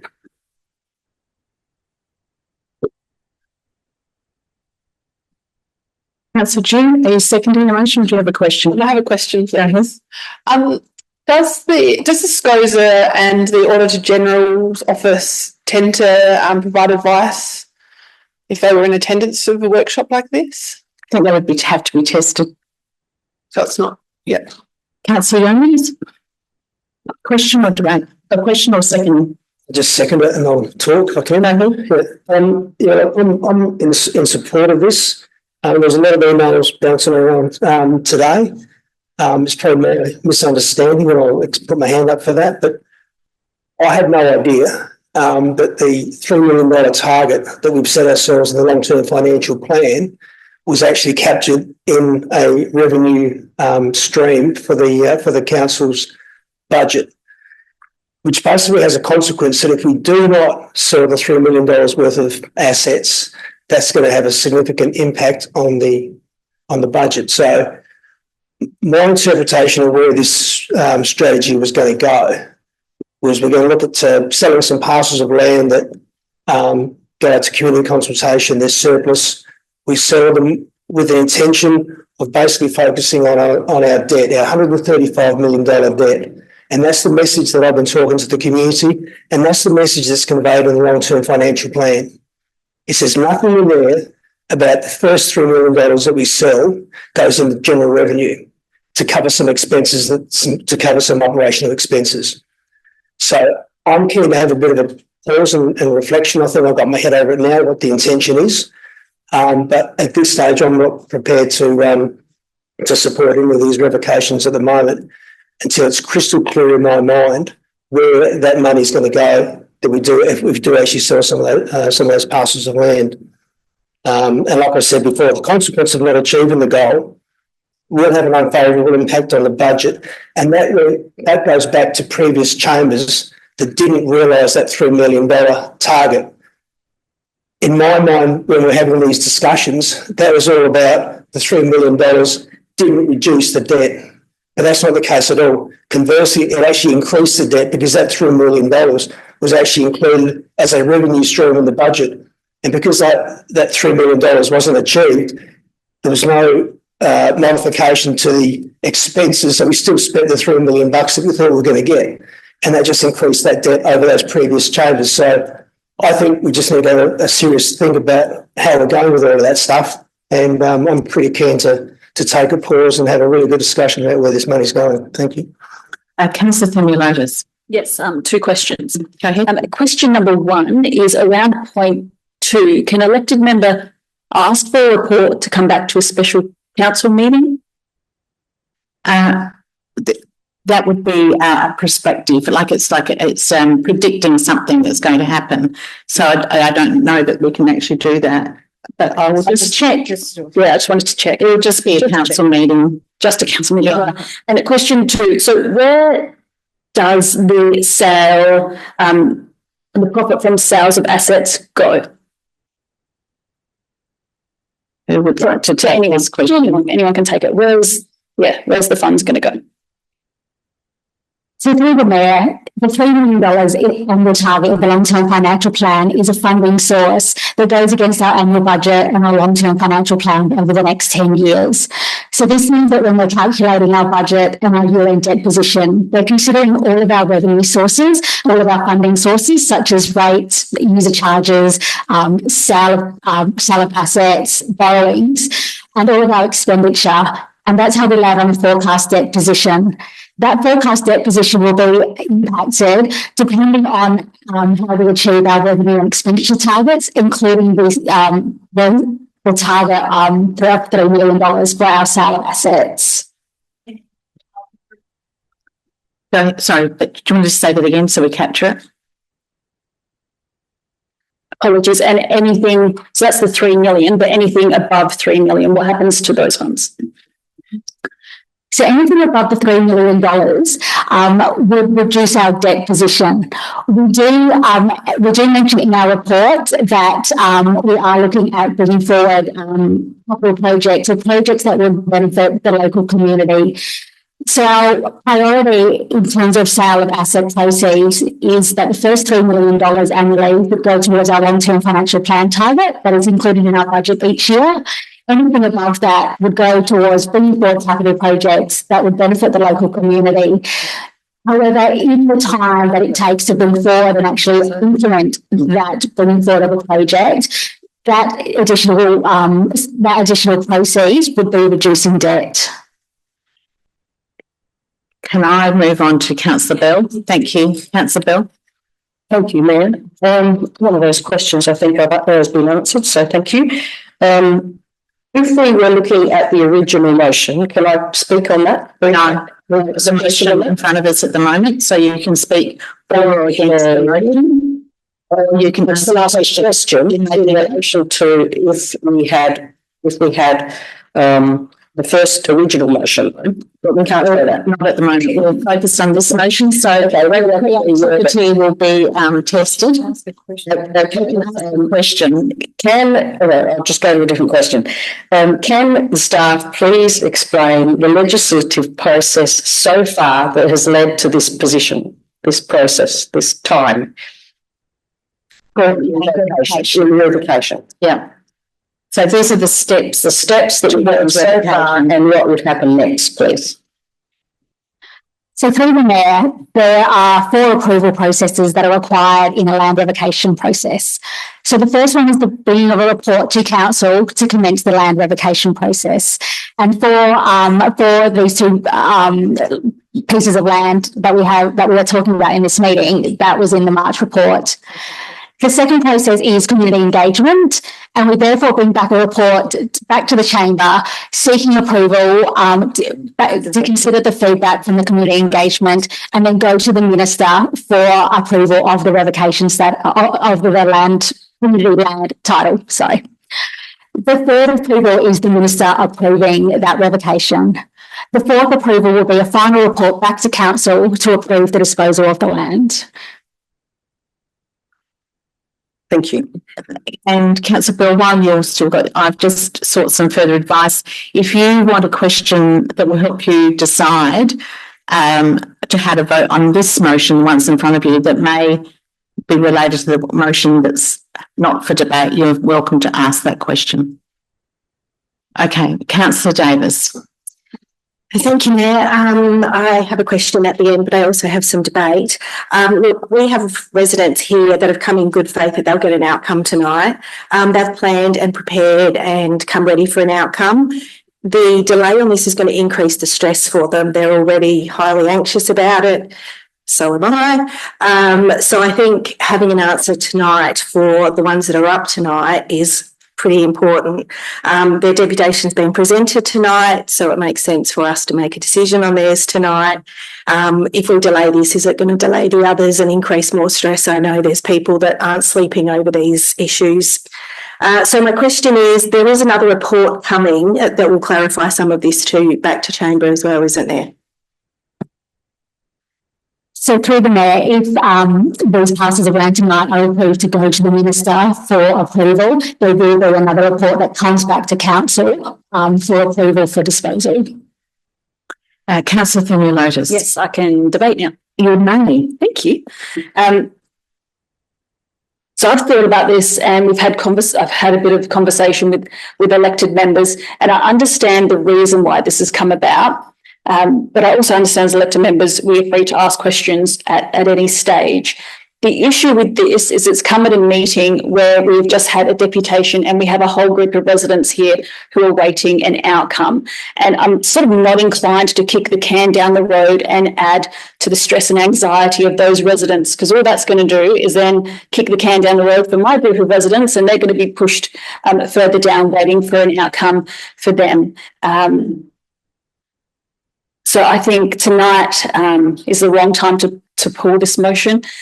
And the reason why the motion wouldn't work is I just don't know that we could get a SCOSA, Auditor General, all these people participating in a workshop together on the same night.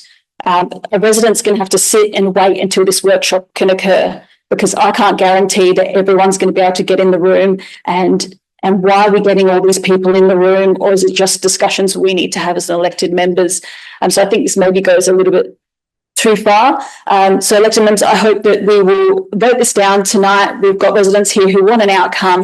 They've been waiting for it in good faith. They've gone through your say, they've done the community engagement, they've done the petitions, they've done the deputations, and they've rocked up here tonight awaiting an outcome. So elected members, vote this down. Let's give our residents an outcome tonight, and then continue to ask questions and seek further reports, which we will receive from council staff as we go down this process.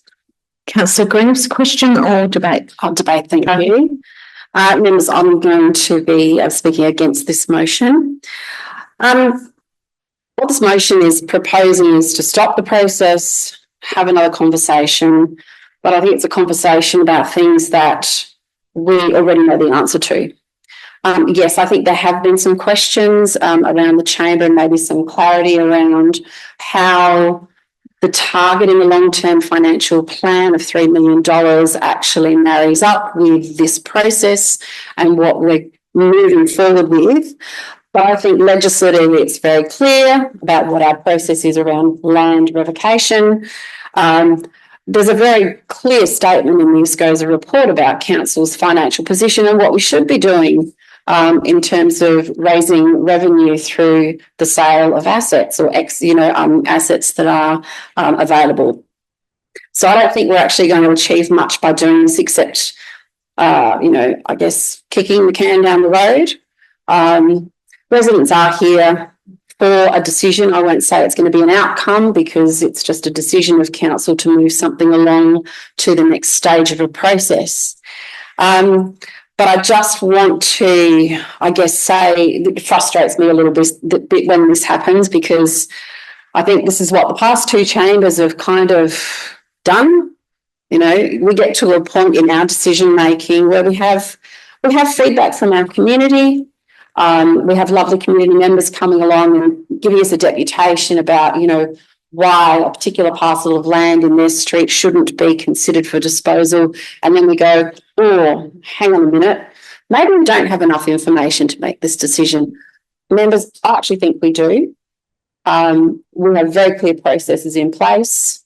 And I think that making a decision at this juncture doesn't actually stop us continuing to ask questions and get clarity around how this gels with our long-term financial plan and how we move forward, particularly when we're talking about an excess. I'd love there to be an excess of $3 million. Seriously, that would be amazing.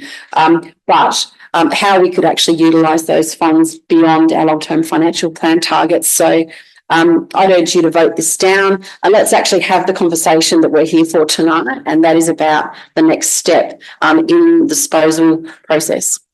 Thank you, Councillor. Councillor Wilkes, question or debate? Debate, please. Go ahead. Excellent. Thank you. Look, I'm also against this motion. It should be in good faith of the residents who have given up their time tonight. We decided together through many EM sessions that we would explore this option.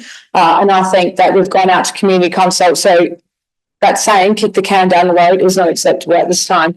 But I'd also like to highlight why we're here in this position as a council. SCOSA called us unsustainable. So that report was written before we were, based on the figures before we were elected. We have $135 million worth of debit as a council.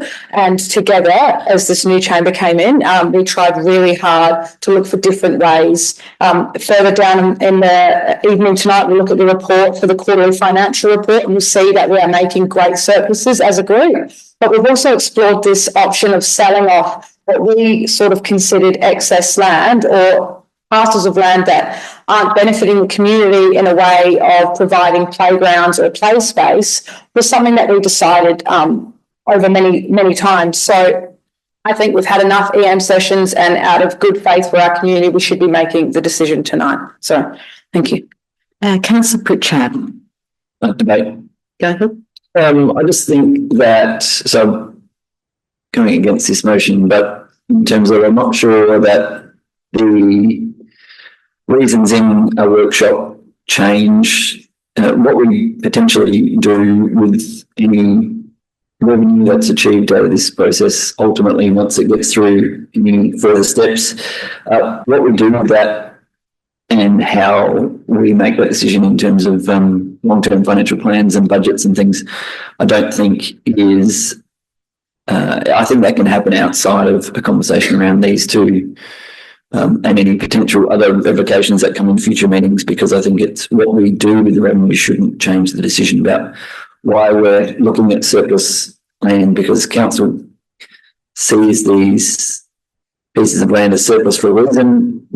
They cost us to maintain. So I think the reasons for looking at pieces of land to revocate and what we do with any funds from revocation are separate issues for one. Thank you. Councillor Eaton, just to close debate. Yeah, this is about looking at where those funds are actually going to go. And perhaps you get a little bit more community support. If that community sees that the money's going to go, a fair bit of it's going towards supporting infrastructure in the area, like footpaths, rather than being spent on the coastline. This is a problem that the northern suburbs have, like around Aberfoyle Park. 50 years ago it was developed, and they're still waiting for footpaths. In Flagstaff Hill, we have the Glen Huntley playground. There's no footpaths that lead to that. So parents are expected to push their prams and pushers down the road. So this was an opportunity to go back, review, look at where we might be able to do certain things, but it also gave us a little bit of oversight, because SCOSA is the one that made the comments. They may or may not come, but at least we offer that to them, and even the Auditor General. It's about the financial sustainability of the city of Onkaparinga. So I certainly will continue to support it. Thank you, Councillor. I'll put the motion. All those in favour? All those against? Motion's lost. Thank you very much. We're now back to the original motion, which is now up on the screen. Councillor Platten. Just a question. Go ahead. Thank you. There's quite a large tree on this allotment of land that we're proposing to revocate. Is there any protection for that tree if this land was to be sold in the next report? Can anyone answer that one? Thank you.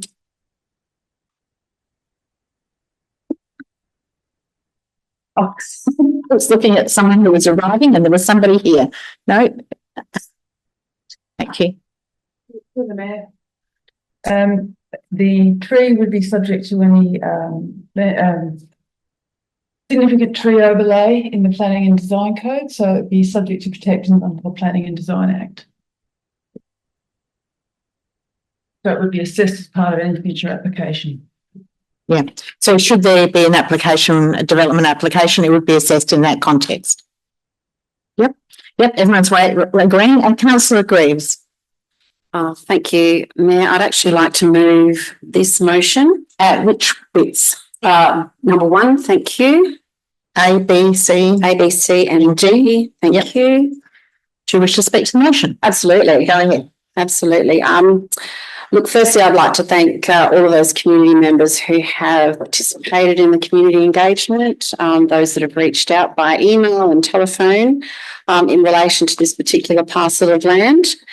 It is important, I think, for us to not just go through the motions when it comes to our community engagement. It is really important that we actually listen. But that also doesn't necessarily mean that we agree. So I think any time council contemplates revocation of a piece of land that abuts residential areas, it comes with a whole lot of complexities.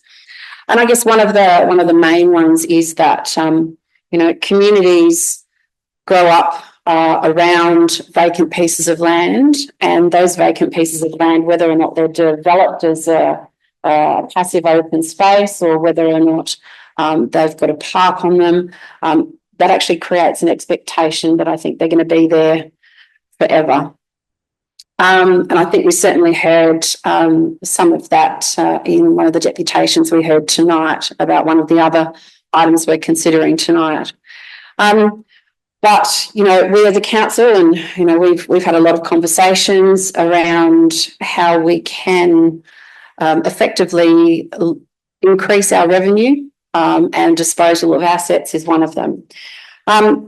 This particular piece of land is situated in a heavily residential zone. It's quite an old area, so there are some quite large blocks.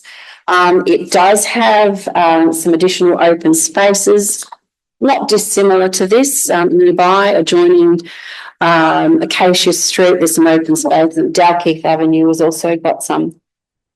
And I think this particular one is the first cab off the rank for this group of pieces of land that we're considering is a good one. So I would like to offer my support for moving this along to the next stage of the process. And certainly that doesn't stop members of our community from continuing to come back to us as an elected member body, because it's not the end of the process. And certainly if there are other issues to consider, I'd be more than happy to listen to that. But for this point in time, I would like to move this forward. Thank you. Do I have this? Councillor Bell? Possibly, I'd like to second the motion. Would you wish to speak to the motion? Just briefly, just acknowledge what everyone has said tonight, and acknowledge the community that have contributed to the Your Say. And I agree with Councillor Greaves that we've met all the criteria and that we have listened, and this is just part of a process, and we just have to go to the next process, which means that we still have an opportunity to ask more questions and listen to the community and meet some of their needs. That's all. Thank you. Thank you. There's no further questions. Councillor Greaves, do you wish to close debate? I'll put the motion. All those in favour? All those against? Motion's carried. Thank you. Item 9.5, Hopkins Court. Councillor Davis. Thank you, Mayor. I would like to move number 2, please. A, B and C. 2, A, B, C and Yes. A, B and C. Yes. And I'd like to talk to it. Go ahead. This motion reflects the will of our community. Despite the relative small size of the land, our residents have spoken clearly. 19 submissions were received, all opposing the revocation. This is a unified message from our community that this land is valued and should remain protected. The high-level engagement demonstrates strong local interest and concern, and their input deserves genuine weight in our decision-making. The reserve provides green space and visual relief in a densely residential area. It contributes to the neighbourhood's character and its residents' well-being. Many residents purchase their homes with an understanding that the block would remain open space and would never be sold. Our residents also raise site-specific concerns, including stormwater management and access for essential services. These could become significant infrastructure or safety issues if the land is developed. When our community comes together to show leadership around the environment and their livability, hitting all 4 themes of our community vision, I feel we need to listen. Once lost, this land is gone for good. Replacing green space in the future will cost far more than maintaining it now. Finally, this decision is about respecting our consultation process. We asked our community for their input and they have responded clearly. Now it is up to us to honour that trust and keep this parcel of land in community hands. Councillor Fisher, a question or debate or a seconding? Secondly, I'd like to debate. Go ahead. Members, the overwhelming response of 19 submissions opposing the revocation reflects a strong and unified message from our residents. This level of engagement shows that our community values this land and wishes to see it remain protected. The reserve plays a crucial role as a green space in our densely populated area, enhancing both the neighbourhood character and the well-being of residents, especially those living nearby. Many residents chose their homes based on the expectation this land would remain open space. Residents have raised valid concerns regarding stormwater management and accessing for essential services. Developing this land could lead to significant infrastructure challenges and safety issues that could jeopardise the community's well-being. Our community's commitment to environmental stewardship and livability aligns with our community vision. It is essential that we heed their concerns and work towards preserving our green spaces. Once this land is gone, it's lost forever. Replacing green space in the future would entail much higher costs and an effort than maintaining what we already have. We initiated a consultation process to gather community input. The responses have been clear. It is our responsibility to honour this trust, uphold the voices of our residents and ensure this land remains in the community hands. Protecting this land not only benefits current residents but also future generations. It's an investment in our community's future, promoting health, wellbeing and environmental sustainability. I urge you to support the motion. Thank you, Councillor. Councillor Platten, question or debate? I have a question, please. Go ahead. It's to administration around trees. Is there a reason, given this space is open space, why we haven't moved to plant trees on it in the past? Any help? Through the mayor, we're going to have to take that question on notice. Thank you. Councillor Pritchard, question or debate? Debate. Go ahead. I won't speak against this one, just simply on the premise and understanding the engagement from the street and the residents in the area wishing to keep this piece of open space. I guess my consideration of this piece of land is that I don't know how this is a piece of land that council requires in the future or needs or services, or I don't see how this ever turns into something other than what it is at the moment, which is effectively a strange dirt block that gets green in winter and dries out in summer. I understand the challenges with the site. The site itself, it looks quite strange. It's got that strange bit of road that goes into the fence at the Green Choice. But I don't know what council is ever going to do with this piece of land, which is why I think it is considered surplus and why we need to consider whether someone can do something more with it than we can. Thank you, Councillor. Councillor Greaves, question or debate? Debate, thank you. Members, I'm also going to be speaking against this motion. Not dissimilar to Councillor Pritchard's debate just then. This is a piece of land that council hasn't seen fit to, I guess, spend any particular amount of money or time on.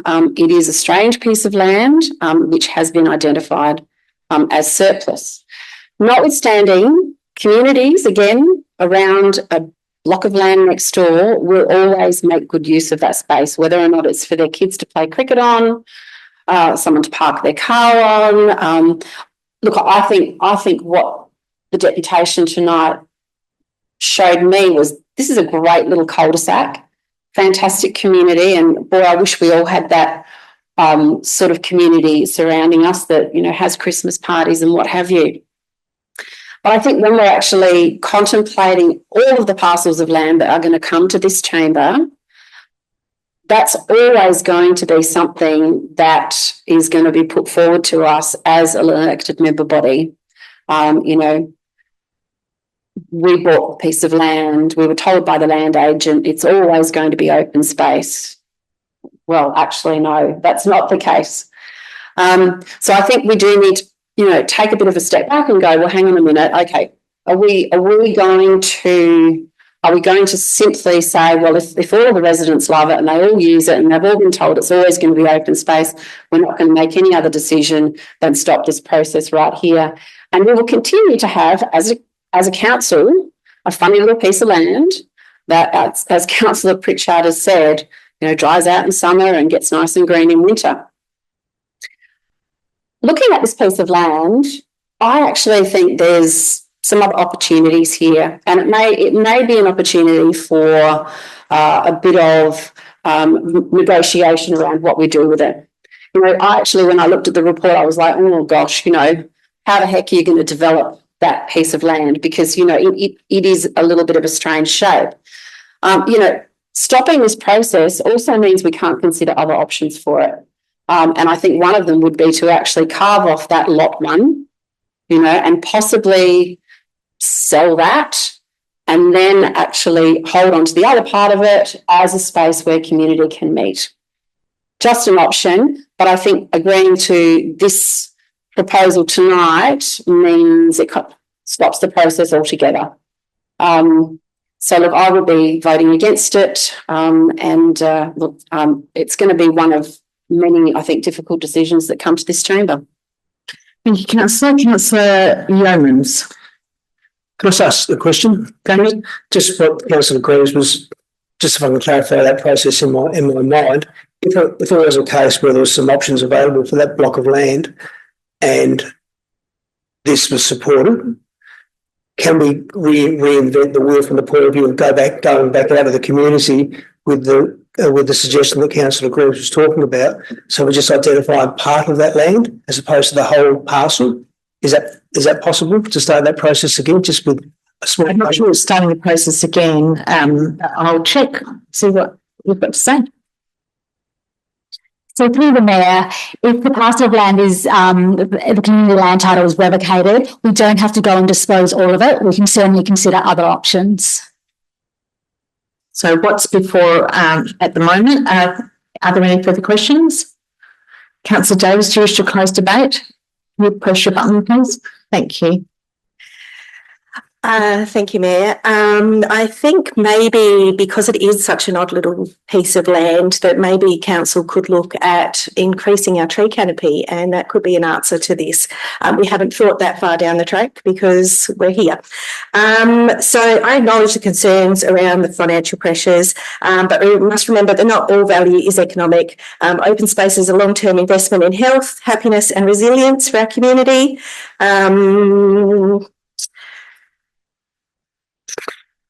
We as elected members need to value the community's value, reflect on the community's value, and our community has told us loud and clear that they'd like this land preserved.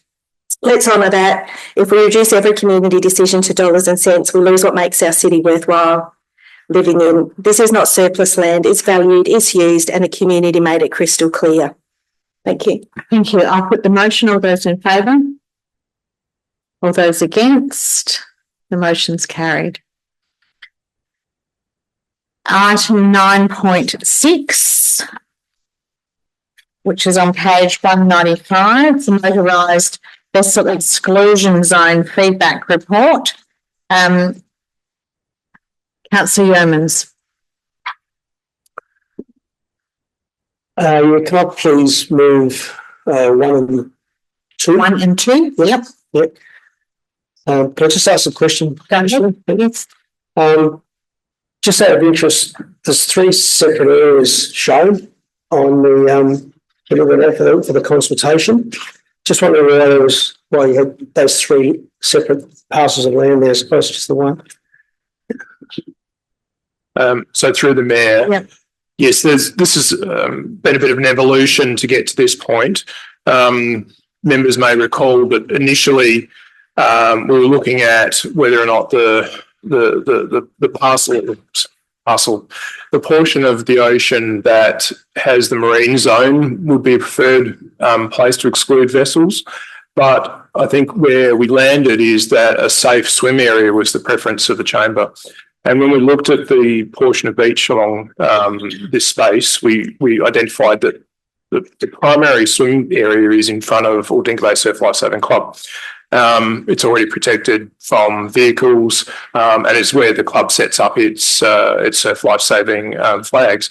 But it also became very obvious that there is a demand for other parts of the foreshore to be protected too. And that's why when we went to consultation, we selected a combination of options. So either the three portions of area to be restricted, or the option to have all 3 combined, or the option to keep everything as it is and not move forward with an application for any exclusion areas. So that's the potted history. Okay. Does that answer your question? Yep. Yep. Do you wish to? Yep. As I've said before, the city of Onkaparinga prides itself on families having the opportunity to enjoy our magnificent beaches, the exclusion of personal watercraft, PCW or jet skis. Within this area, it's outlined in the report, provide people a safer place to swim, snorkel and relax.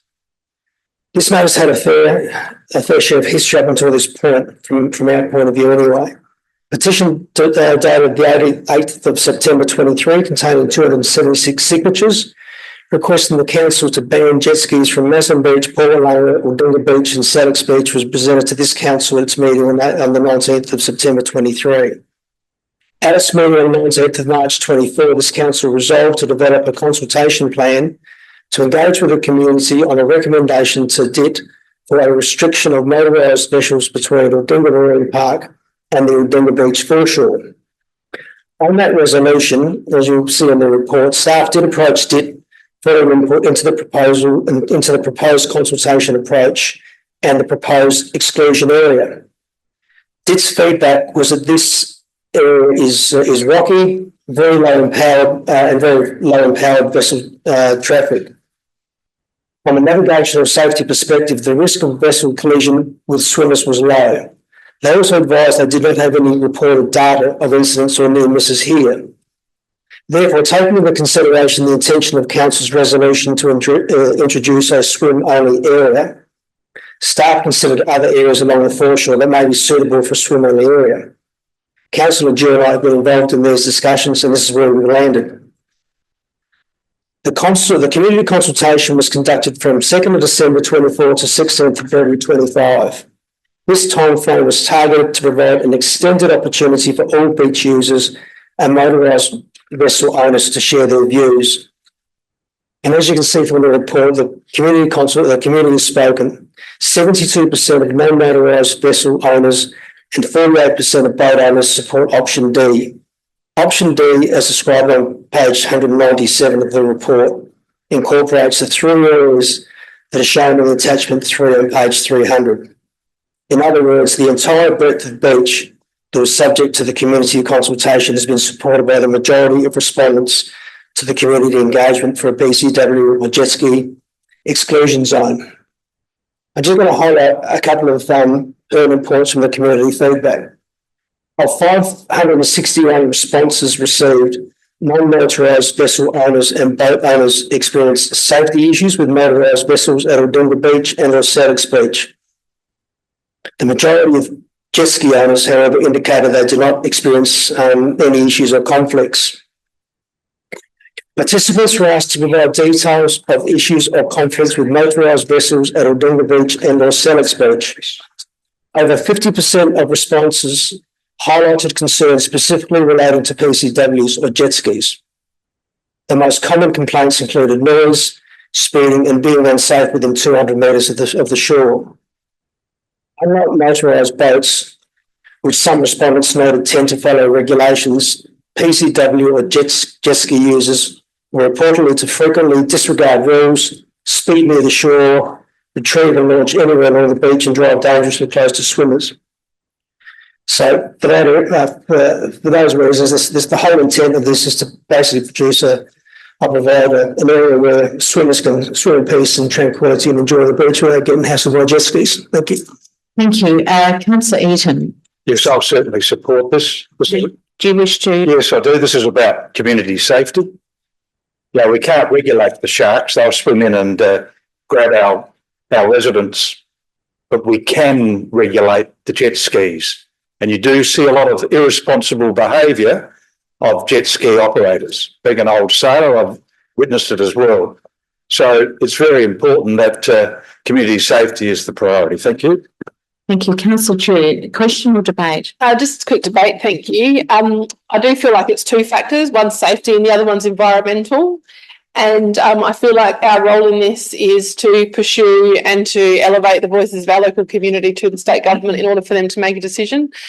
This has come from the work of Councillor Yeomans and I ages ago now, with residents bringing this to our attention. So I feel like we're continuing to pursue something that's important and valued by community. So I'm in absolute favour. Thank you. Councillor Wilkes, question or debate? Please. I just wanted to take the opportunity. I remember, Councillor Drew, when you brought this idea forth as a motion a long time ago, it must have been a couple of years.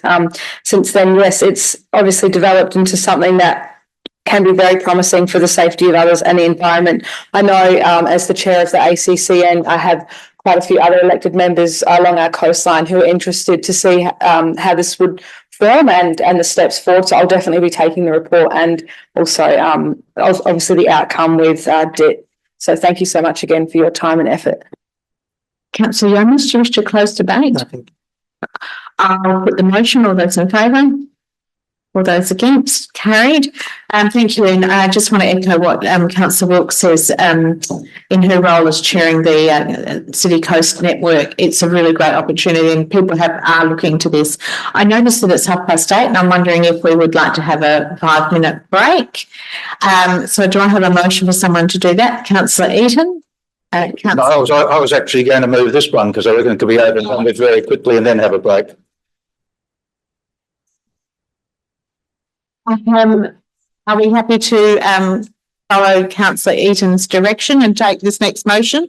But I'm actually not inclined to do that because I do know there's a number of questions. So I'm wondering if I have a mover to take a break. Councillor Greaves, Councillor Bell, all those in favour? Thank you. We'll reconvene at 22 on that clock. Thank you, members. We'll reconvene. We're up to item 9.7. Bushfire Preparedness, page 327. Councillor Eaton, back to you. Thank you. Look, I'm quite happy to support this. One thing I would like, well, a couple of things I'd like to say. There's been a tremendous amount of work done by staff in respect to meeting the requirements, and that's all outlined. I've actually made a point of getting along to all the disaster resilience sessions that have been conducted in my ward and in fact some other wards as well, and big focus has been on bushfire. So this is about making our community much safer. One thing I have observed, unfortunately, is that a number of vehicles being parked on the entrance to bushfire tracks. And there is a need for us to have a look at that. I'm just making it so it's on public record.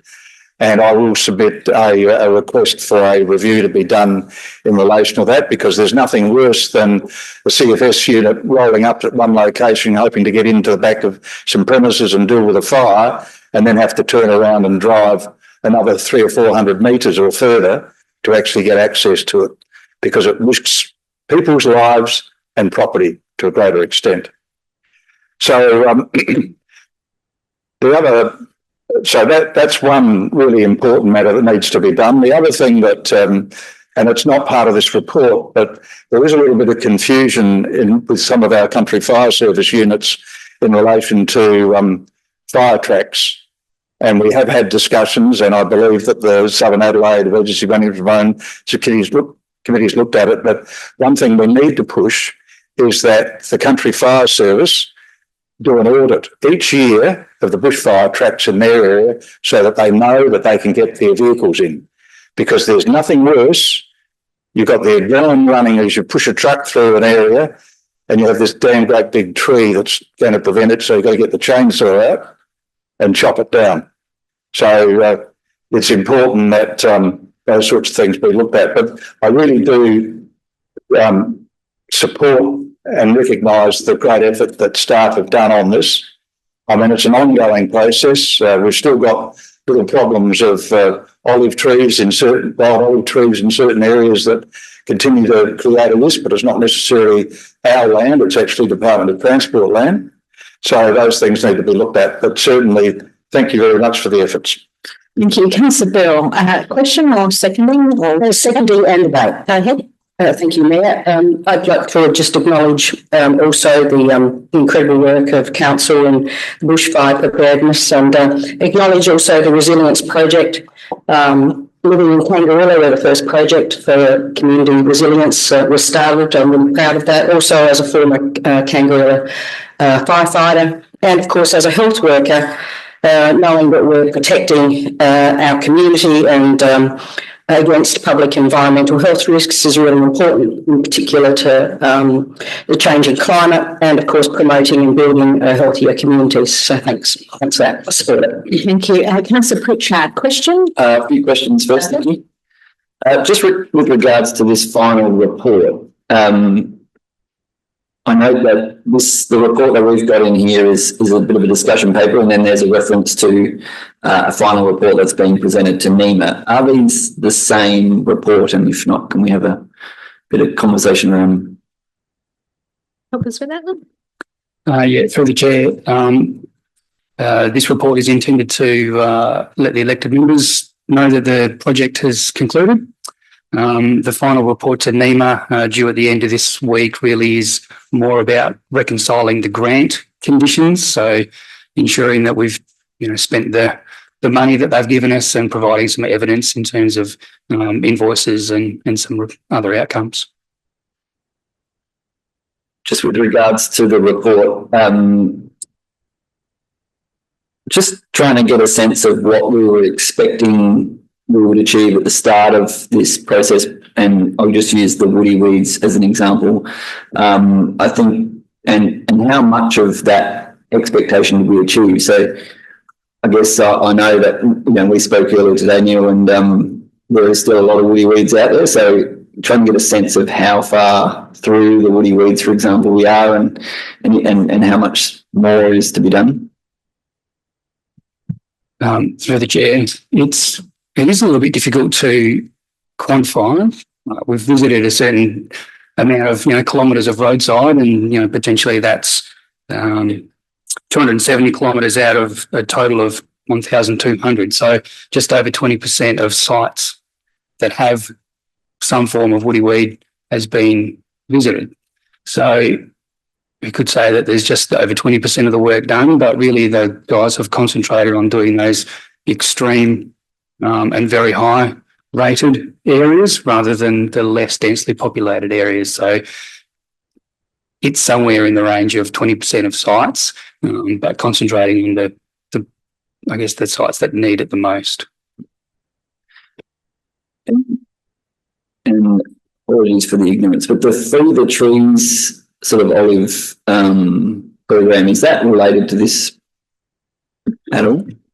Through the chair, separate project, but same concept. The Free the Trees was really more around urban creek recovery project, so that had specific sort of ecological or biodiversity outcomes, whereas this project was really trying to eliminate the fire risk from those species. And last question before debate. The Tangari fire research investigation, this program is 3 years old in terms of a funding source, but that fire happened in December last year and it's been added to the program. I was just sort of wondering, how did the budget be reallocated? The way the report reads, this was always going to be a case study, but the fire didn't happen until December. So just trying to get a sense of how did Tangari fire and that research add to this program, and then did that take funding away from something else? Through the chair, good question. We had some money identified for biodiversity action plans for a range of sites, different parks around the council area. The Tangari one we saw as a priority, so we were able to do an amendment to the contract for the consultants to do another assessment after the fire. So it was just an ongoing piece of work that we amended the contract for. Seems to fit very nicely. It was fortunate, yeah. Yeah, not that far, so fortunate. Just in terms of the debate, I'm not sure how many of the elected members managed to click on the hyperlink at the very end, which refers to next steps, but the website that this project has established is fantastic, and lots of pictures and graphs and maps. And I guess, and I've provided this feedback to Neil earlier in the day, that the report I would have liked to have seen has some of those things in that, so that the community that reads our agendas can see how much work's gone into this program. I would strongly encourage them to go and click on that link and look at the number of sites that have been looked at and what the before and after has achieved. But also it sort of highlights the size of the issue and what's still there, and hopefully, if I'm led correctly, that there's another application currently underway, and hopefully we receive more funding going forwards to continue this. I know that from the Friends of Willunga Basin and Biodiversity McLaren Vale that they're really appreciative of the work that's gone into this, and really compliment the team on what they've managed to do. And as the report highlights, we've used a lot of local contractors to do this work. I know that the community hasn't necessarily understood why we chop a tree down one year and we poison it the next year, and then we grind the stumps out the third year. And we, I'm one of those elected members that's received complaints about the mess until it's all resolved. But obviously it's a huge outcome for us, and hopefully this work can continue and we can get further and we'll continue down that path. Thanks. Thank you, Councillor. Councillor Eden, do you wish to close? I'll put the motion. All those in favour? All those against? Councillor Themeliotis, you need to vote. I'll do that again. All those in favour? Against? Carried unanimously. Thank you. And maybe that's a clue to thank all the staff. But I too get a lot of community comments, and we do incredible work in this area. It's lots of people look to the work that we do in this area, and it could be a bit of a good communications campaign heading into all of those beautiful graphs. They are excellent. Graffiti removal, item 9.8, page 335. Councillor Stafford. I'd like to move the motion. Thank you. Do you wish to speak to the motion? Just shortly. So this report was the result of a motion that I put forth on the December meeting. So I'd just like to acknowledge and thank the work of the staff. I'm really happy with the result of the report. I was a bit disheartened with the lack of new registrations with the program, but I'm hoping that's just that we're doing such a good job that anyone who is having an issue with graffiti is already signed up to the program. I am keen on sort of continuing the crusade against graffiti and seeing what other levers that we have to deal with this issue. There's possibly more engagement that we could have with our local businesses, but again, I'm overall very happy with the report and the work of staff, and all the credit to the staff and the graffiti removal volunteers for keeping our city looking great. Thank you. Thank you. Councillor Brooks, question, second? Yes, please. Can I please second the motion? Thank you. I'd also like to thank staff for the report, and especially the volunteers who remove over 1,684 pieces of graffiti from our community every year. They've been highlighted in there, and it's such a detrimental part of our community to have them cleaning up these pieces of graffiti on such a prompt basis. I just wanted to say that I was really quite sad when I was reading the report to read that the juvenile offending program had been cancelled, and that I wish the staff and SAPOL all the best in reinstating that program, because it seemed like a really great program. And then lastly, I just wanted to sort of bring up that just that point on the engagement process at the end of the report there. And it's really great when we do see youth or local artists engaged in sort of proper artwork that reduces graffiti. So where we see graffiti in hotspots, and then we commission a local artist to put a piece of artwork on that wall, it is really welcomed by the community. I always get comments, and we've got a couple of brand new art spots that have been really beautified in Christie's Beach. So thank you for always looking at those options as well. Thank you. Councillor Pritchard. Question or debate? Just a question. On page 336, it refers to 66,000 reports, an average of 66,000 reports in the last financial year for Onkaparinga. That statistic just seems extraordinary. So is there a definition of what a piece of graffiti is? I mean, because 66,000 tag versus a whole wall. Well, I mean, it's just such a massive number. And let's find out if we know the answer to that. Do we know the answer to that?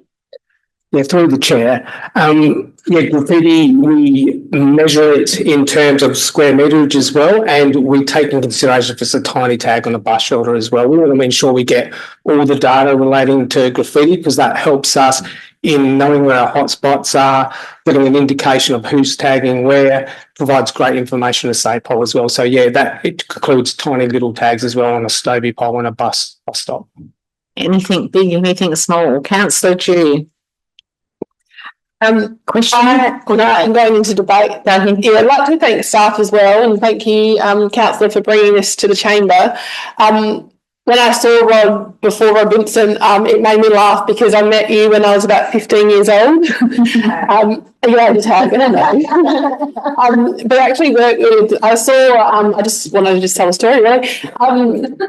There were young people that were getting in trouble at school, and I had the ability to, I guess, see past that and to see the joy and the strengths that they bring to our community. And the City of Onkaparinga worked with me as a 15-year-old to develop a program that was around changing graffiti vandalism to a work of art. And when I read the report, there was still elements of that within the work, but I still kind of read it with the lens of thinking that we're still collectively as a society probably working more paternalistic and a bit punitive. And this is no reflection of council, this is just sort of my observations more broadly, and how we're working kind of downstream rather than upstream with our young people, which Councillor Wills has highlighted, and how the young people that were connected to when I was 15 through the empowerment of council at the time have come in and are now state national renowned aerosol artists that who appears on Beach Road and who appears within our community. And so I think that there's so much value and we can't have one without the other. And I just want to congratulate you for the long-standing work that the council's done in being a leader in this space. Thank you. Councillor Davis. Thank you. I read this and I found out a lot about graffiti that I don't really know. I hope this is okay, but again, on the volunteer week, having 12 volunteers that are in the rapid response volunteers, I think that's amazing. And then another 32 that sit in behind and support them on a local level as well. I think that's important to acknowledge this week. Thank you. Councillor Stafford, just to close. Okay, I'll put the motion. All those in favour? Against, carried unanimously. Keep up the good work and please pass on our sincere thanks to all the volunteers this week. Thanks. Okay, Councillor Pritchard, item 9.9. Do you wish to move? Happy to move as well. Go ahead. I just wanted to provide some of the Audit and Risk Committee advice on this item from last week. In particular, it was around the fact that, we've increased our surplus forecast again, which is fantastic. And really wanted to, the committee really wanted to put some words in their minutes around how that had occurred. And that's, so the words are, the year-to-date operating position is a surplus of 15.23 million, favourably affected by council's financial discipline, increases in non-rate revenue, tighter management of capital works and earlier receipt of financial assistance grants in July 2024. So I just wanted to reiterate those items. At the start of the year, our first two budget reviews looked more positive against our approved budget because we received those assistance grants in July instead of June, so we got a favourable kick. But what we've done since then, or what the council have done since then, is really managed our costs well.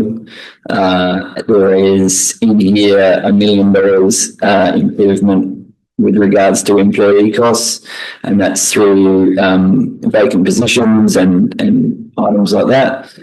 There's a $4.47 million improvement with regards to materials and contract costs. And then a third improvement area in this one compared to budget review 2 is there are some capital works that look like being delivered next year. So the revenue that we've received in terms of grants would have been recognised in next year's budget, but those projects have now been brought into this financial year. So I think that's a credit to the project delivery team that we've brought those projects forward, which gets obviously things delivered for us better, which is great, but it also improves our budget. So great result for us. And it's obviously helping the bottom line with regards to debt, which then goes through into lower finance costs and items like that. So really good. Thank you. Councillor Bell. Thank you, Mayor. I'd just like to second the motion and also ask a question and make one comment. Jade, can you report on the RBA's decision today, please, and how it may impact on the budget? So through the Mayor, the RBA decided to drop the cash rate by 0.25%. The LGFA have immediately passed that interest rate reduction on to us, which means that our interest costs will reduce.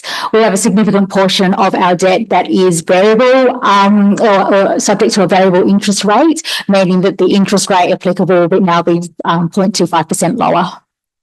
That's fantastic. Thanks, Jade. Also, I just wanted to acknowledge the work that Council have done and also acknowledge my colleagues here in the chamber because we did and have contributed to this in obviously sticking to our long-term financial plan principles. So well done. Thank you. Councillor Pritchard, do you wish to close? I'll put the motion. All those in favour? All those against? Carried. And I too want to just also pass on my thanks and I appreciate Councillor Pritchard giving the Audit and Risk Committee's perspective and just reminding us of some of the myth busting that we can perhaps do as elected members as well about some of the costs and, out the discipline that the chamber is trying to hang on to as well as we can. based not just on SCOS's advice, but on our own decisions regarding the long-term financial plan. So thank you for that. Item 9.10, Councillor Pritchard. Seeing as I moved this last time, I guess I should move it again. Move it as written, please. Thank you. Councillor Eaton. And I'll second it, nothing to say. Thank you. No questions, no debate. I'll put the motion. All those in favour?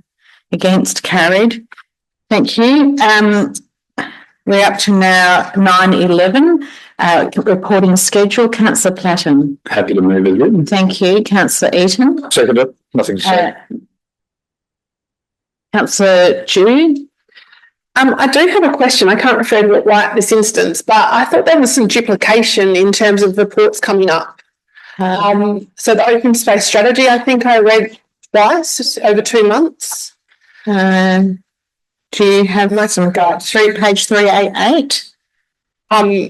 Sorry, I'm going to have to go back again. Are you able to help us with that? Yeah, so there was that, and there was another one as well that's duplicated. Through the mayor, so there was an EM session scheduled for 24th of June, followed by the report. So there might be a subheading issue there from what I'm looking at, but it's the intention of an elected member session on that day. Okay, thank you. Sorry to be so. That's right. Good to clarify. Councillor Platten, did you close? I'll put the motion. All those in favour? Against? Carried. We now move into the questions on notice. They're all on your available to you in various forms. And now to the motions on notice. Just to introduce this section of the agenda. So this is starting at 11.1, so page 401. Just to remind members that when you are getting your motions together, your notice of motion, when they are made, they appear on the agenda item, which is to the public. So when amendments are made in the process after it appears on the public, that's kind of changing some of those, the intention. So the intention of motion being ready for the public to see is so try and getting it as accurate as possible prior to publication is a great service to the community because that's what you're trying to do, represent those views. And probably the best ways to do that is to continue to be liaising with staff to help massage it into a way that is going to get the best result for your community members. And I'm just bringing that to your attention because I want you all to hear it at once. I'll now hand over to whoever's going to move, which will be Councillor Themeliotis, 11.1. Go ahead. Thank you. And I'll just advise elected members that there was an update to my notice of motion. So it previously said November, we've moved it to January because council staff are already doing a lot of work and it will sort of align with work that's already happening. Thank you. So elected members, I hope that you will support this motion to investigate the establishment of a food partnership program that connects local businesses with community pantries across the city of Onkaparinga. So every day, countless kilograms of perfectly good food ends up in landfill, where our families in our community struggle to put a meal on the table. This motion presents us with practical and impactful solutions, redirecting surplus foods from supermarkets, local shops, cafes, bakeries and restaurants to those who need it most. So this initiative is not just about feeding people, but it's about reinforcing our commitment to sustainability, to social inclusion and community wellbeing. So by working with local businesses, we can reduce food waste, support vulnerable residents and strengthen community networks. So I think that's a bit of a win-win for us and it's good for our people and good for our community. But this is more than just about a charitable act of council. It's about an investment in resilience of our communities with the rising cost of living and the increased demands on community support services. Now is the time for council to do all it can to facilitate programs and ensure that any food that is available is redirected to those in need rather than disregarded or into landfill. So this motion is calling for a report to come back January 2026, outlining potential models, partners, and resource requirements. So this is about doing a bit of due diligence to ensure that any programs we implement is sustainable, impactful, and in line with our broader strategic goals.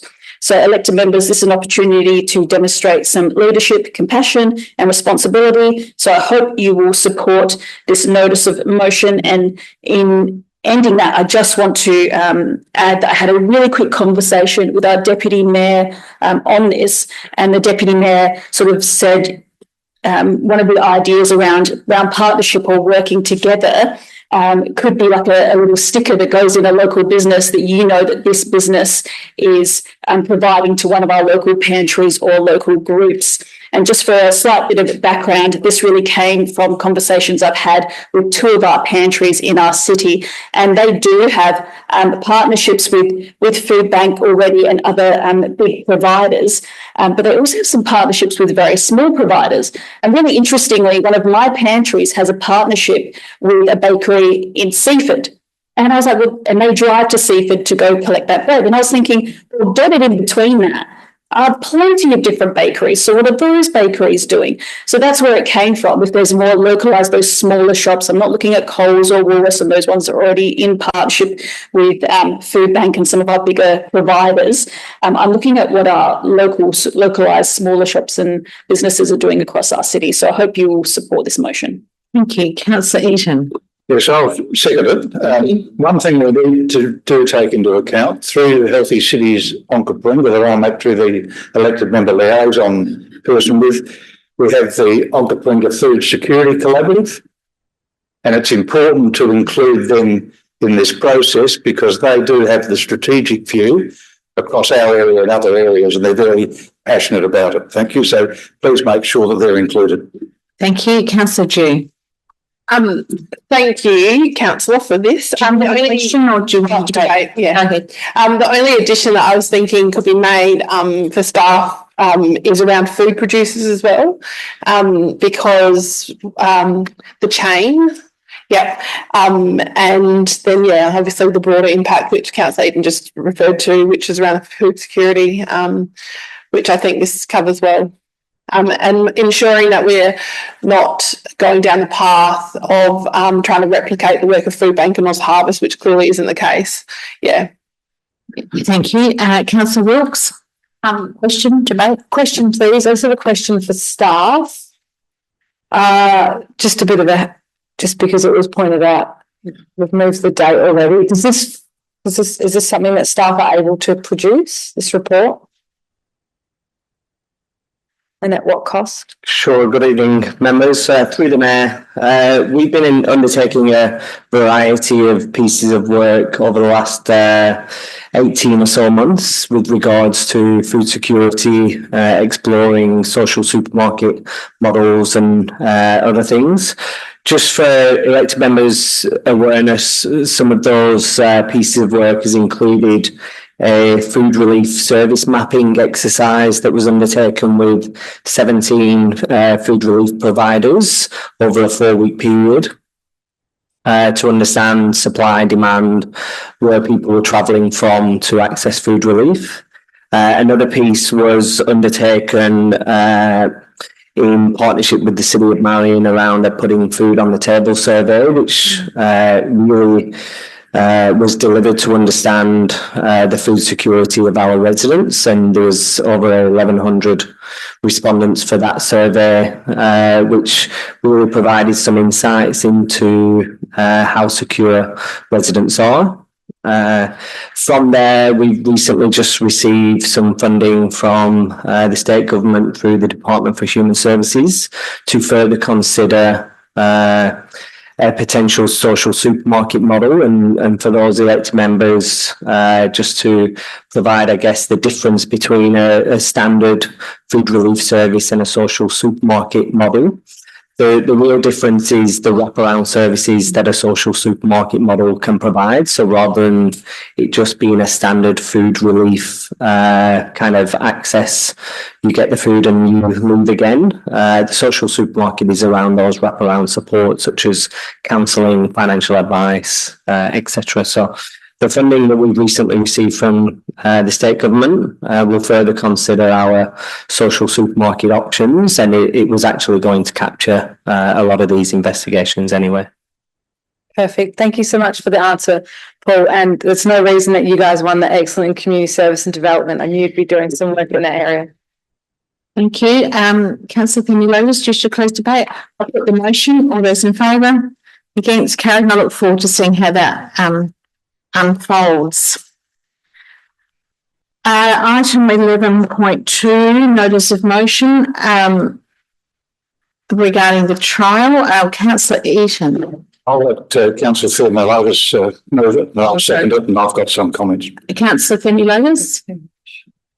I know. I can only. And I want to let the members, this is a bigger change than the previous motion, which allows for some printing of Onkaparinga Now to continue through this process as we consult with residents off the back of recommendations from Councillor Eaton. My apologies for the lateness in getting this to you and getting this to council staff. So elected members, I hope that you will support this motion to approve a 12-month trial, a pause of the print version of Onkaparinga Now magazine. The proposal presents an opportunity for council to both respond to the evolving community preferences, with many taking up online options for information. By pausing this print edition and conducting a thorough community engagement process, we'll gain some valuable insights from our residents into the relevance of Onkaparinga Now, the impact of the publication and the impact of the publication in its current form. So I think it's essential that we listen to our residents, and this has really come up from residents contacting me about Onkaparinga Now. So I wouldn't say it's a huge amount of residents, but it usually lands when we get calls around our rates, because that's where this sits. So that's where most people see Onkaparinga Now. Where am I?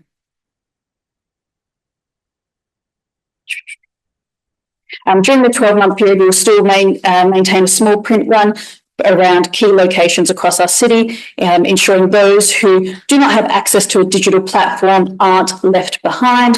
However, I will note, elected members, if you are a reader of Onkaparinga Now, you only get a portion of the article, and if you want to see the full article, you will need to go to the online edition anyway. That's on every page. It has a QR code referring to our online edition for the full article, which we will all be aware of. Elected members, so let's talk a little bit about Onkaparinga Now. So when you receive your copy with your rates notice, I guess I'd be asking residents, and this is what they're telling me, is what do you actually do with it? Do you read it? Do you scan it? Do you file it? Do you treasure it forever? Do you recycle it? Has it become a colouring book or a scribble book for your kids? Is it used to prop up an uneven chair when you fold it up multiple times? Have you created an art piece out of your Onkaparinga Now? The Onkaparinga Now booklet is full of good news stories. So we're hearing about Aberfoyle Park Community Centre in this one, boosting your digital know-how, very important here. And also there's some promotion of a local business too. But what do residents actually do with this publication? So I know when I go check my letterbox, I get a lot of political publication. And usually the majority of it, no offence to my local MP, ends up in the scrap bin. However, there is one publication that comes out from my local MP that ends up on my fringe, and that is my emergency contact list, something that's useful, something that I will refer to again and again and again. Now, I don't think residents are referring to Onkaparinga Now again and again and again. They may look at the article that has a photo of someone they know and put it on their fridge. It might be a keepsake if they're in it, but are they really keeping these long term, or are they scrolling through them and then throwing them out? I've gone to 2 of my community centres, and the previous edition has a pile sitting of 15 each in both of my community centres. I can only think that residents are reading them and returning them back for other residents to read. But at the conclusion of this trial, we'll have a report that will outline the financial implications, but the financial implications wasn't what motivated this. It's the communication I constantly get when residents get their rate notice and are landed with their Onkaparinga Now, and the potential savings, which are minimal, as Councillor Pritchard tells me this is 27 cents. But most importantly, it's about community feedback and what they're telling us. This data-driven approach will make us have more informed decisions. And what it might mean is we come up with... Councillor. Thank you. Councillor Eaton. Yeah, I was going to support it, but I won't. And the reason is that what Councillor Themeliotis needs to no, I'm giving I put a proposal up that I've discussed with staff. Excuse me, we don't have a seconder, so we're not into the debate yet. So do I have a Councillor Platten? I have a question. You may have a question. You may have a question. Are we able or allowed to put the QR code that we all know is here in our rates notice?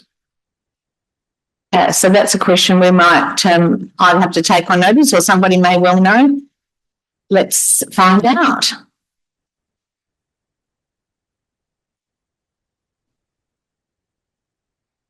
Are you able to help with that one? Sure. Yeah, through the chair, yes, we can put a QR code into the rates notices if we want to do that. Yes. Thank you.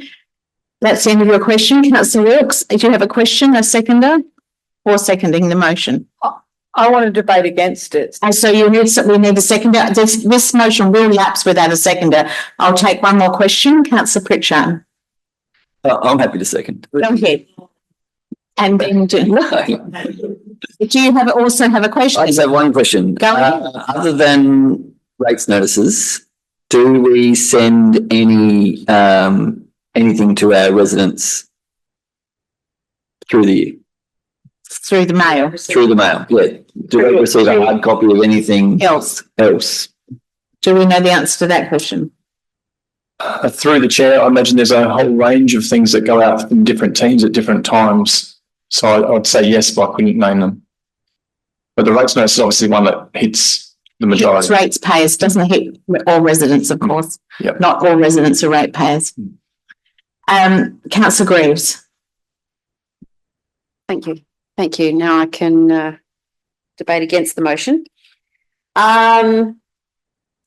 First of all, Onkaparinga Now, I don't think it's ever intended as a keepsake or to be stuck up on the fridge. It is purely an information source for residents. It goes out with rates notices, so we're already saving on postage by including it in there. You get your rates notice, boo. You get your Onkaparinga Now, you know, at least there's some good stories in there. Look, I think in all fairness and joking aside, there are a lot of residents in our city who don't, you know, really interact with technology much at all. And that's probably the only time they get a positive story interaction from council. It is informative. You know, it does provide a snapshot. You know, if you want more information, you do have to follow the QR code, but at least we've actually given them some information, put an idea in the head.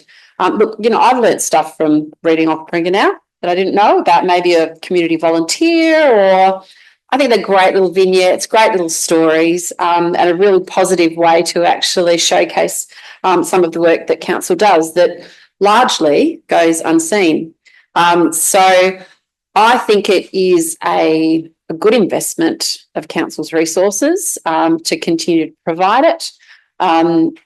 Sure, we could go through the process of consulting, which is probably going to cost a bomb to do that, and then come back with a report.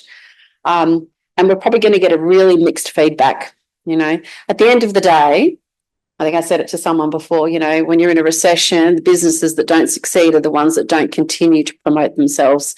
I actually think it's really important as a chamber and as a council that we do promote all of the good stuff and celebrate the people that we celebrate in Onkaparinga Now, who are the unsung, unsighted heroes of what a lot of council does. Councillor Eaton. Well, the important thing to remember is that not everybody gets on the internet and spends most of their day searching Facebook and things like that and putting posts on.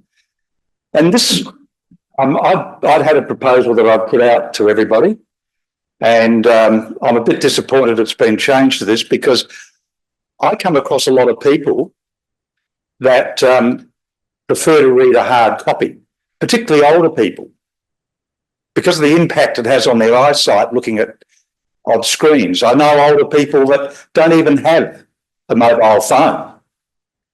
And where we continue, I was proposing initially that, yes, we suspend the printed one after the next edition for 12 months. We have a QR code that people can go and have a look at it if they wish, but we still keep the delivery at our community centres and libraries. People have also got to remember we have a lot of people in our area that actually live in SA housing properties, so they don't get rate notices. We have people that rent properties that don't get rate notices, and our retirement village people. So it's an opportunity to still keep them engaged with our community. So I can't support this in its current format, and I'd certainly encourage everybody not to. Councillor Platten. May I please move an amendment? Oh, listen to the oohs and ahs around the room. Good luck. Do you have a form of words that you can provide to the here? It's very short amendment. All I It want. has to be tested. Okay, off you go. So it's the entire thing. Yes. Just copy and paste that. Yeah. And then on number 1, it says approves a 12-month trial pause on the production and distribution of print version of Onkaparinga Now magazine, but does include a QR code on the rates notice. So maybe and includes a QR code on the, not but, and. Okay. Well, no. So, yes, I'm accepting that as an amendment because it's a minimal change and it contained. So go your hardest. Now you need to debate. I don't, I'm on. So I think from an ecological perspective, using ink, printing these on paper, I have some concerns around that, especially when I know, and I think everyone else here knows, most people just throw them in. The thing that I like is that these are still going to be printed and in all our community centres as per the motion in front of us. It is still available in your rates notice if you want to use the QR code. I accept that some older people don't do that. I actually like to collect these. They're like mementos, but I don't mind the idea. I would say that it gives us an opportunity to put a QR code in the rates notice. It gives us a trial. What are we missing out on? 4. So that's my pitch. Thank you. Councillor Pritchard, are you seconding this motion? I already seconded the other one. Oh. Can I? Did you have, no, you had a question. Oh, no, sorry, you did. You did. Yeah. No, so you can't go away. Second. Councillor Eaton. Hang on, I'm just, we need a seconder for this motion before there's any further activity. Councillor Wilkes? No. Councillor Fisher? I'll second it. Thank you, Councillor. Would you like to speak to the motion?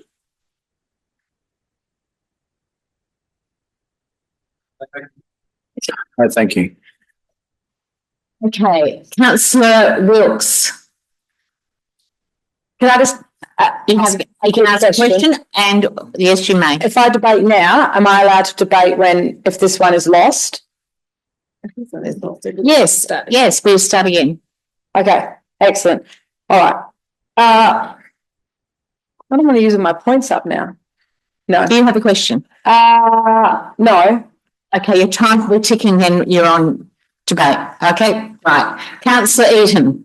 Thank you for keeping me on my toes, everyone. Okay, just what I'm suggesting is not only... Councillor Eaton, you can only ask a question on this one. Well, I'll ask the question, can we include even dog registration? Because people might live in housing trust homes, but they register their dogs, so it's another way of getting the message out. Thank you for that suggestion. I'm asking the mover if he would be willing to add that to point 1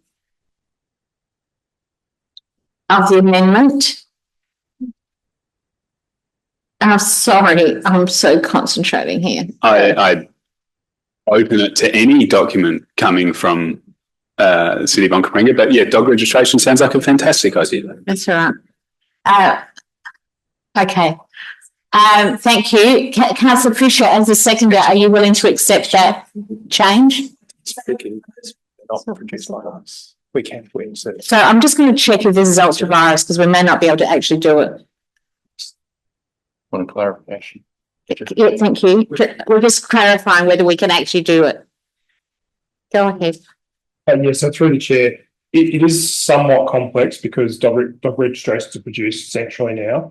We can put inserts into them. Remember, there's 1/3 of our properties have a registered dog, but only a portion of those receive a printed renewal notice. The majority receive an SMS or they receive an email. Thank you. I'm feeling that the dog registration notice is taking us beyond the intention because we're now getting into all sorts of straying. Are you happy to withdraw that little piece, Councillor Platten? Yes, I'm happy to withdraw it. Councillor Fisher? Thank you. Yeah, that was a yes. I heard it. Thank you. Councillor Davis, do you have a question or do you wish to debate? I have a question and it might be a silly question. No silly questions tonight. Is there any impact on anybody's job in this? Do we print it ourselves? Is someone going to suddenly not have hours? Is that? Beautiful question. Through the chair, there are staff that write the stories and put them in there. So they won't be impacted. They've still got jobs to do. The printing we do outsource. So there'll just be, that company won't get that job, I guess. Thank you. Councillor Stafford. Just a debate. A debate, go ahead. On your point, Platten, about the ecological concerns, I'll note that you still receive the physically printed council agenda instead of the digital one. Thank you.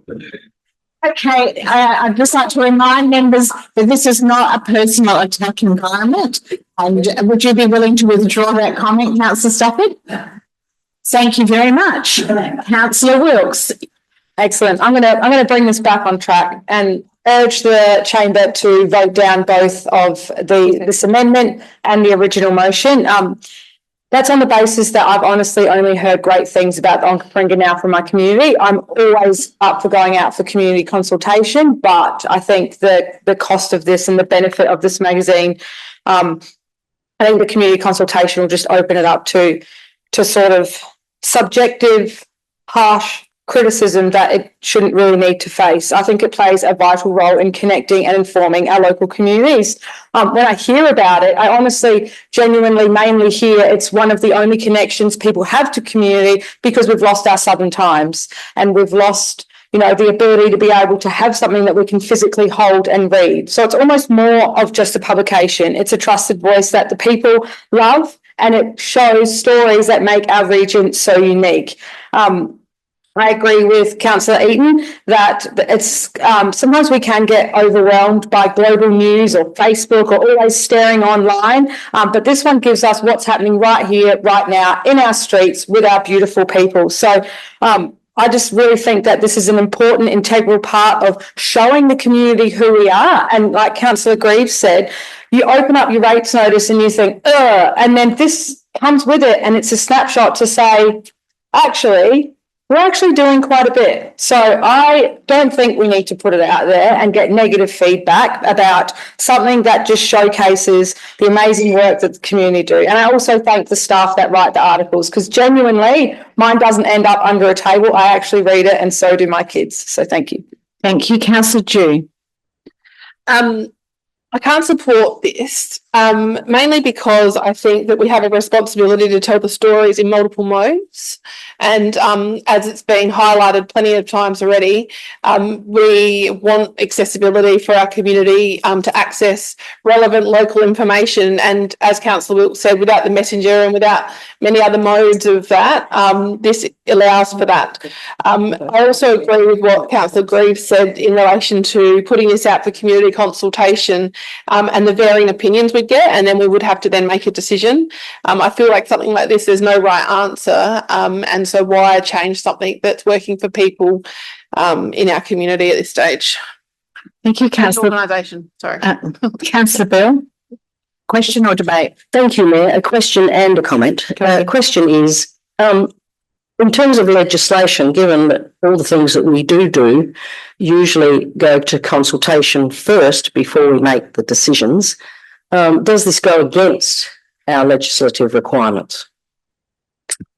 Through the chair, there's no legislation around engagement on this particular matter, but yes, normally would ask the question before making the decision, but that's council's prerogative in this instance. Thank you.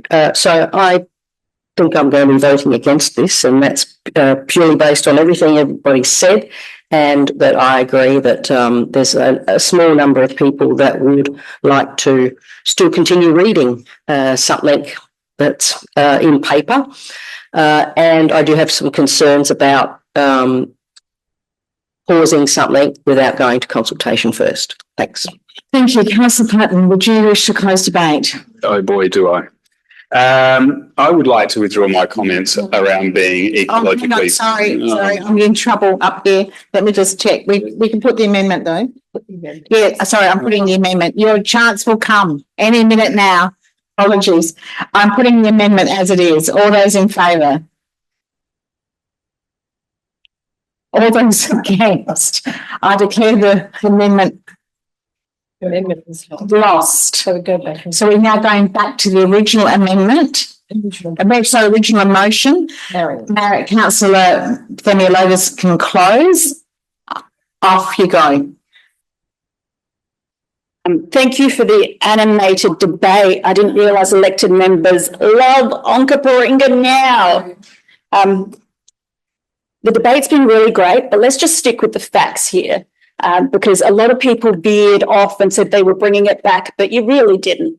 The intent here is actually to, one, find out what our community think. We're not what elected members think about Onkaparinga Now, but our community think about Onkaparinga Now. Going out and engaging with community, they could quite easily come back and say, you know what, Councillor Themeliotis, we love Onkaparinga Now, but you know what, we prefer it to be more informative.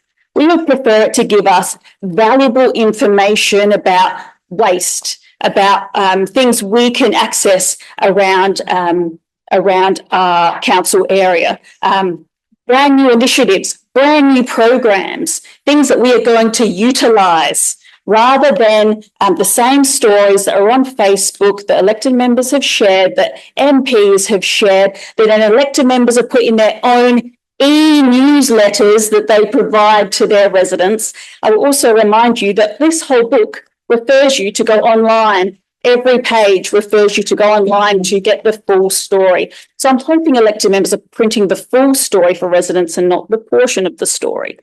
But elected members, I hear the sentiment around the chamber. I really wish you would have tried to reach out to our community and see what their thoughts are. I know we're proud of our stuff, but sometimes our residents teach us things that we didn't know, and maybe there is better ways to inform community and the types of information they actually want to receive, and that are going to make us utilise other facilities, other programs around our city. The motion also says a small print run. There will still be print. So there's elected members that got their panties in a knot.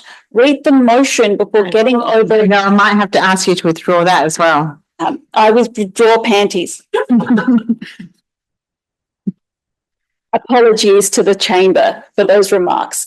Elected members, look, I know how this is going to go, and I'll pass that message on to residents that have raised it with me. But at some stage, Onkaparinga Now is going to need to be discussed with our residents, and going forward, the types of information our residents genuinely find useful and want to receive.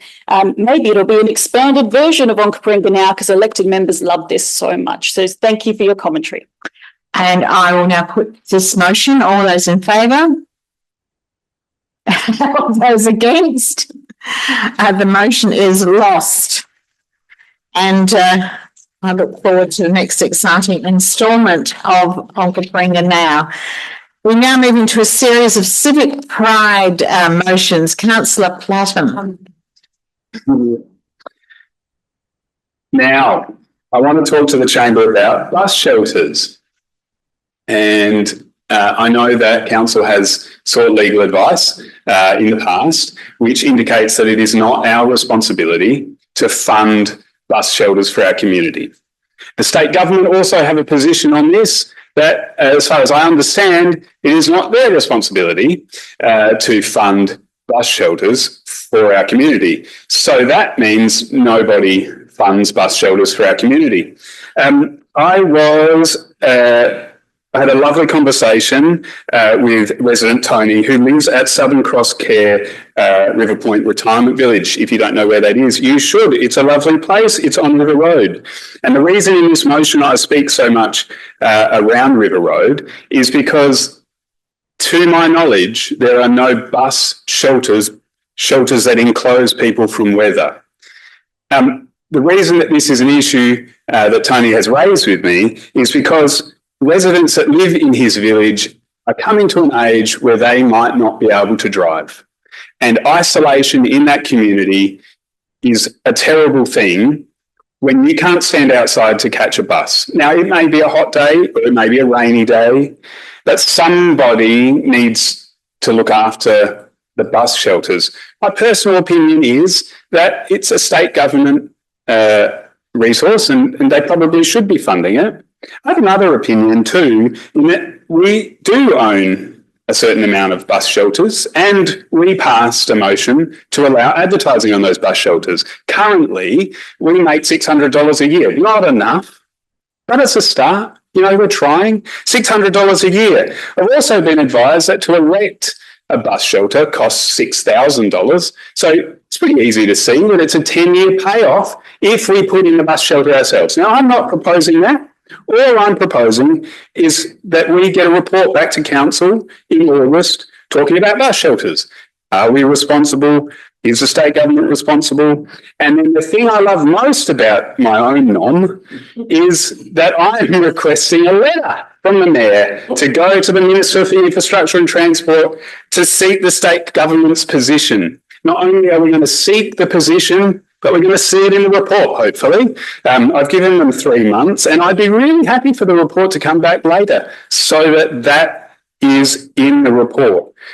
I'd love to go back to Tony, who would have loved to have been here today, but unfortunately he's away on holiday, and tell him and the residents around him that have raised concerns that I've been able to seek support for a report at least. I hope that you'll consider it. Thank you. Councillor Fisher, are you seconding the motion? Second and debate, please. Go ahead. Access to safe and comfortable public transport infrastructure is vital for fostering strong and connected communities. So specifically, the installation of bus shelters greatly enhances the experience for public transport users by offering protection from the elements and improving the safety and accessibility of bus stops. In River Road and Willunga Downs, the absence of bus shelters has been a persistent issue raised by local residents. This lack of shelter particularly impacts vulnerable members of our community, including the elderly, individuals with disabilities and those travelling with children who face challenges while waiting for buses. To better serve our community, it's crucial to clarify the council's role in the provision and maintenance of bus shelters. Additionally, we should actively pursue further support from the state government to secure funding for these essential facilities. Public transport infrastructure is vital for fostering strong and connected communities. Specifically, the installation of bus shelters greatly enhances the experience for public transport users by offering protection from the elements and improving the safety and accessibility of bus stops. The elderly, the lack of shelter for the elderly, the vulnerable, who are members of our community, those travelling with children who face challenges while waiting for buses. It all goes well to better serve our community. It is crucial that we clarify our role and the provision and maintenance of bus shelters, and we should, as I've said before, actively pursue support from state government to secure funding for these essential facilities. I urge you to support the recommendations. Thank you. Councillor Wilkes, question or debate? Just a little bit of, tiny bit of debate. Go ahead. I just wanted to let the chamber know that I fully support this motion and providing amenities to our Onkaparinga residents. And then I just wanted to shortly add for staff that when I drive to Victor Harbour, I've noticed on the country council roads, sometimes they have bus shelters that have on the side of them provided by the Lions, provided by different community groups. So maybe that could be a little bit of an option and a little place to explore the possibility of providing bus shelters. Thank you. Councillor Platten, do you wish to close debate? I'll put the motion. All those in favour? All those against? Carried. Thank you very much. I hope your resident Tony will be pleased to hear that. Councillor Platten, item 11.4, preventing abandoned shopping trolleys. Now, this is a very sad thing, a blight on our council, the largest metropolitan city council in South Australia, and we have an ability to show leadership. We have an ability to show retailers that it is not okay to leave their trolleys abandoned. Now, I don't know about you, but whenever I see a Volvo, I always see Volvos. And the same goes for shopping trolleys in our council area. I cannot tell you the amount of trolleys that I see on a daily basis as I come into and leave the city of Onkaparinga. Generally speaking, it's on the side of roads, in playgrounds, in parks, in creeks. And to tell you that it is quite a complicated task to report a trolley would be an understatement. In order to report a trolley, first of all, you would have to find the page on the City of Onkaparinga website. Not an easy feat. I'm not very technological, but it doesn't have a button, so I had to search for it on Google. I then went there, and we do like to tell people to go to the Trolley Tracker app, which only covers Woolworths, Dan Murphy's and Big W trolleys. Yes, that's right. If you want to tell anyone about an Aldi trolley, a Bunnings trolley, a Coles trolley, a Drake's trolley, a Foodland trolley, an IGA trolley, a Kmart trolley, a Spotlight trolley, or a Target trolley, you have to go onto there, find the individual number for that company, ring them, and report the trolley. And I don't know about you, but I don't see a lot of residents doing that. And therefore, we have a trolley issue. What I'm proposing here is a report to come back to council for the commencement of an impounding policy. I want to know our authority to do that, how much it would cost. That cost would be a neutral for us because we would be imposing that on the businesses that own the trolleys. And if they do not want to pay the fee to retrieve their trolley from our amazing impound at Lonsdale, which I'm sure we can set up, within 3 weeks, we send it to Swara to be recycled, and it is off our streets. There has been a clear communication from my community, and I'm sure communities around you, that we have had enough of issues like this. It is not good enough. It is a retailer's responsibility. Clearly, we do not have the ability to fine residents for leaving trolleys. So we need to do something about it. Now, the state government is proposing to do something about it. They have a legislation that is going to come apparently into the state parliament, which is about mandatory identification, retrieval and management obligations for businesses with more than 20 trolleys. I will be the first person to come into this chamber and repeal the compliance issues. But in the meantime, we need to send a strong and clear message to retailers that we have had enough. Councillor Fisher, are you seconding? Yes, I did have a prepared speech to go with it, but I think Councillor Platten has articulated the issue properly. I will say though, this is a blight and on the community, and the frustration that's connected with it impacts upon a lot of individuals and the community as a whole. So I once again urge you to support the recommendation. Thank you. Councillor Dew. This is an interesting motion, and I'm asking a question actually. The question is, do we need a bylaw to do something like this? I think that was intended for we'll find out in the report process. Okay. Yes, thank you for your question. Councillor Themeliotis. This is going to be the same answer then. What ability does council have to get a trolley and take it to the compound, and how many trolleys can it fit? I think they are all questions that would be well and truly investigated through the process of a report. Councillor Pritchard. I'm in full support of this motion. There was a article, and I have sent it to former Deputy Mayor Platten regarding this sort of exact thing happening in Queensland Council, which is great. Today, when I was visiting the property in Onkaparinga Heights that we revoked earlier, there was a circle of about 20 trolleys in the Cottage Lane park, which was quite artistic. It was lovely. And I guess just as the Swara representative, I'm sure that Swara would be happy to take any impounded trolleys that don't want to get paid for. Thank you very much. Councillor Platten, do you wish to close? I was remiss to not thank Councillor Colt-Stafford for his input into this motion. I am of the view that he tried to bring a similar motion and it was very helpful. I'd also like to thank resident Claire, who reached out to me and pointed this out as a specific problem for her. And I reiterate, this is for a report. I know that I'm very passionate about trolleys, really passionate even, but really what we're looking for is a report to look at if this is a possibility. Thank you very much. I'll put the motion. All those in favour? Against? Carried. I don't get a chance to make a debate, but I do want to make a little comment, and that is I'm noticing this a lot too. It was a ballerina kind of moment at Cottage Lane, but a number of people have also raised the issue to me, which may be a report, in the report, is why the trolleys are in those places, and that's often because there's no other mechanism for some of those people to get their groceries home. So that might also point to other opportunities for us with community bus routes or whatever. Councillor Pritchard, 11.5. Happy to move the motion as written, just slightly different from the agenda version.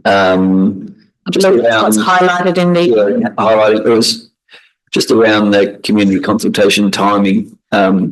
Need to do the report first, then do the consultation. So that's really what the change is proposing. Do you wish to speak to the motion? Yes, please. Go ahead.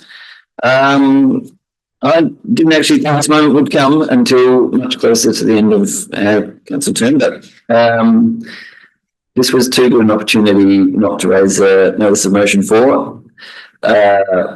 This opportunity has been around for a little while, and it almost seems like the perfect match. We have a lot of beautiful little towns, and Willunga is one of those. We all know in this chamber that it has the famous Saturday morning markets. It has the great events like the Yeomans Festival, the Chili Festival, the Tour Down Under. It has a professional competition hosting golf course, and it's right next to, or it's part of, the McLaren wine region, and it's also not that far from the stunning coastline, which all makes it a perfect ingredient for attracting RV enthusiasts. This opportunity has come a couple of times to council, and we have previously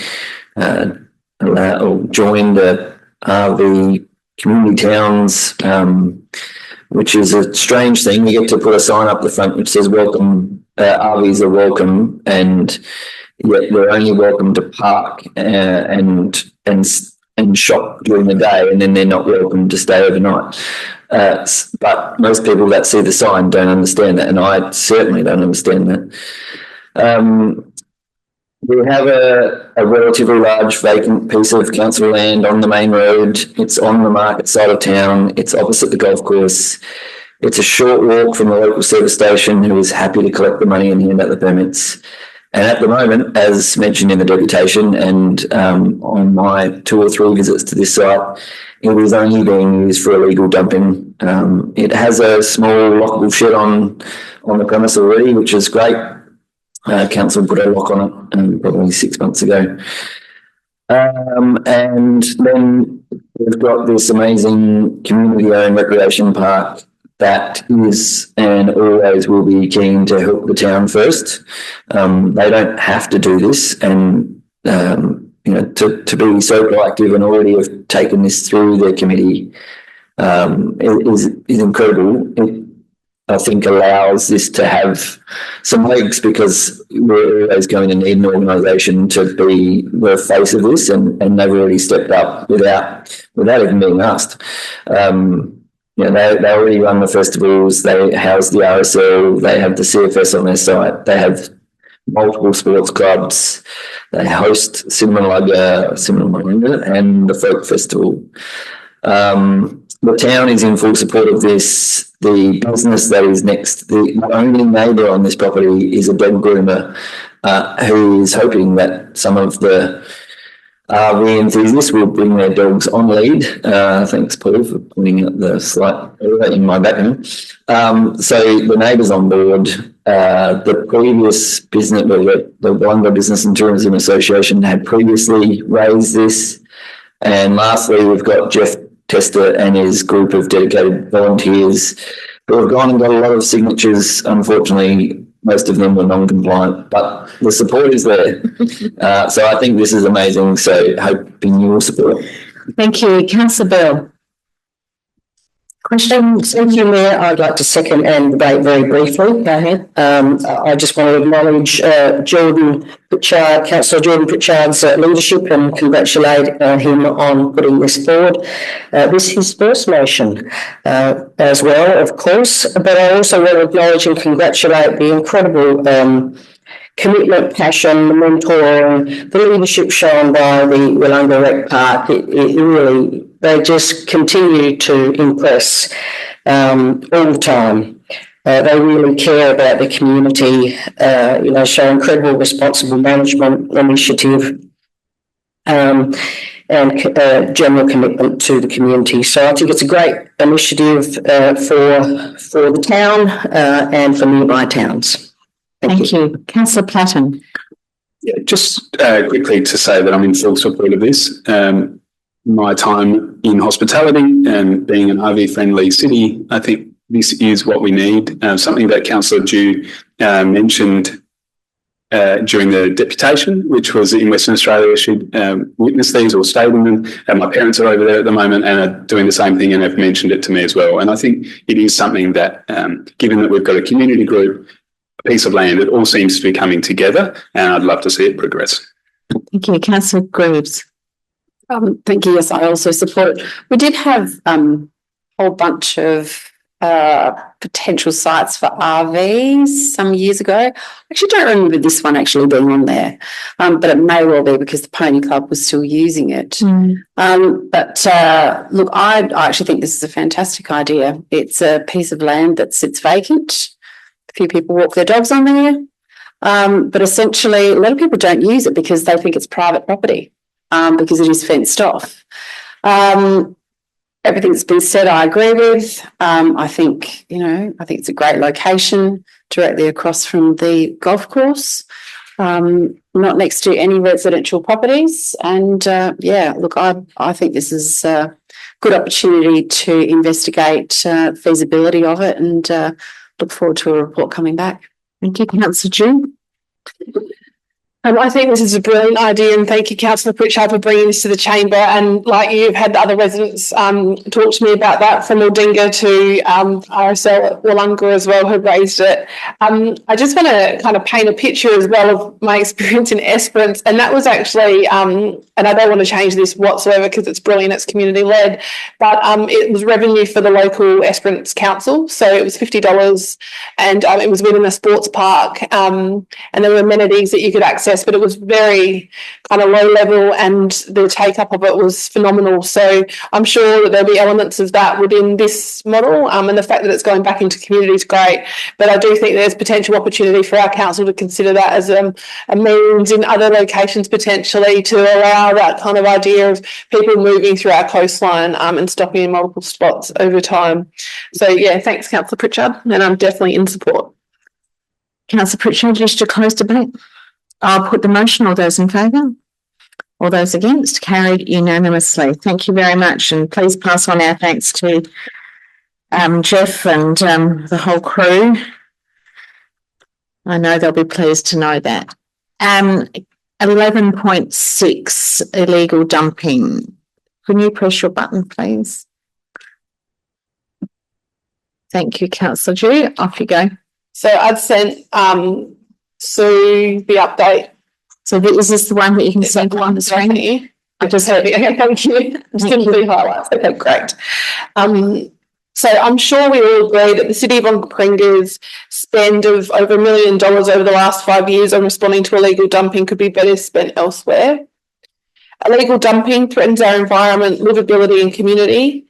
Key priorities were laid out in the community plan that we endorsed. This motion offers a multi-pronged approach that not only addresses the symptoms of the problem, but attempts to tackle the root causes. Sometimes I think it's an assumption we hold that all residents are aware of the impact of illegal dumping and what services are available to them. People are less likely to offend when they understand the consequences, including fines and health risks. Education can highlight free and low-cost services already available, targeting those who might be at risk of dumping illegally due to financial pressures or lack of knowledge. Illegal dumping is not unique to Onkaparinga. It's a systematic problem across the state. That's why the second part of this motion is important. It would be useful to be able to quantify the financial burden across the state to better understand the scale of this issue and also the strategies fostered by other councils to combat illegal dumping. A united voice would assist the local government sector to advocate systemically and respond. And thirdly, let's acknowledge a key driver of illegal dumping is the cost. For some households, particularly those with low income or facing housing stress, the cost of disposing hard rubbish or green waste is generally prohibitive. A waste subsidy voucher program would ensure that no resident is forced to choose between paying a bill and disposing of waste legally. This motion doesn't immediately commit funds, it asks for a report to model options. I'd like to thank Jess for her work as well in this space and the continued, innovations that the council have gone through over many years in the waste management arena. And I feel like this will only add to the current dose of services that we already exist and provide. So the cost of illegal dumping, the cleanup, enforcement, environmental degradation far outweighs the cost of this approach. I hope you can support it.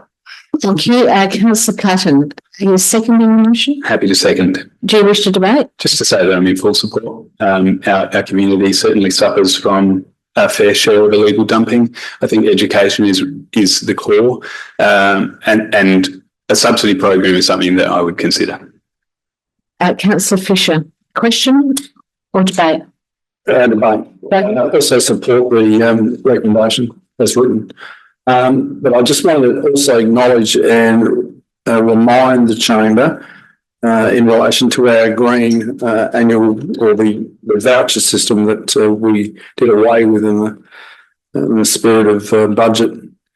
And the underlying information that came through at that time was the fact that this was going to cost us money down the track. The cost of illegal dumping throughout the city is apparent, and in that report, I think we need that base examples from before when we had the voucher system to where we have it now, where we don't have it. So, I mean that I think that clearly was stated in that recommendation, but I'd like some commentary around how the decision that we made budget-wise did impact upon this problem overall. I think that dot point 3 will accommodate that. Councillor Pritchard. I guess it's a debate. Just with regards to this motion and that dot point 3 as it is, and I guess starting that education, I just wanted to share that every rateable property is already entitled to hard waste collections a year already. And I don't know how many people are aware of that to start with. So really,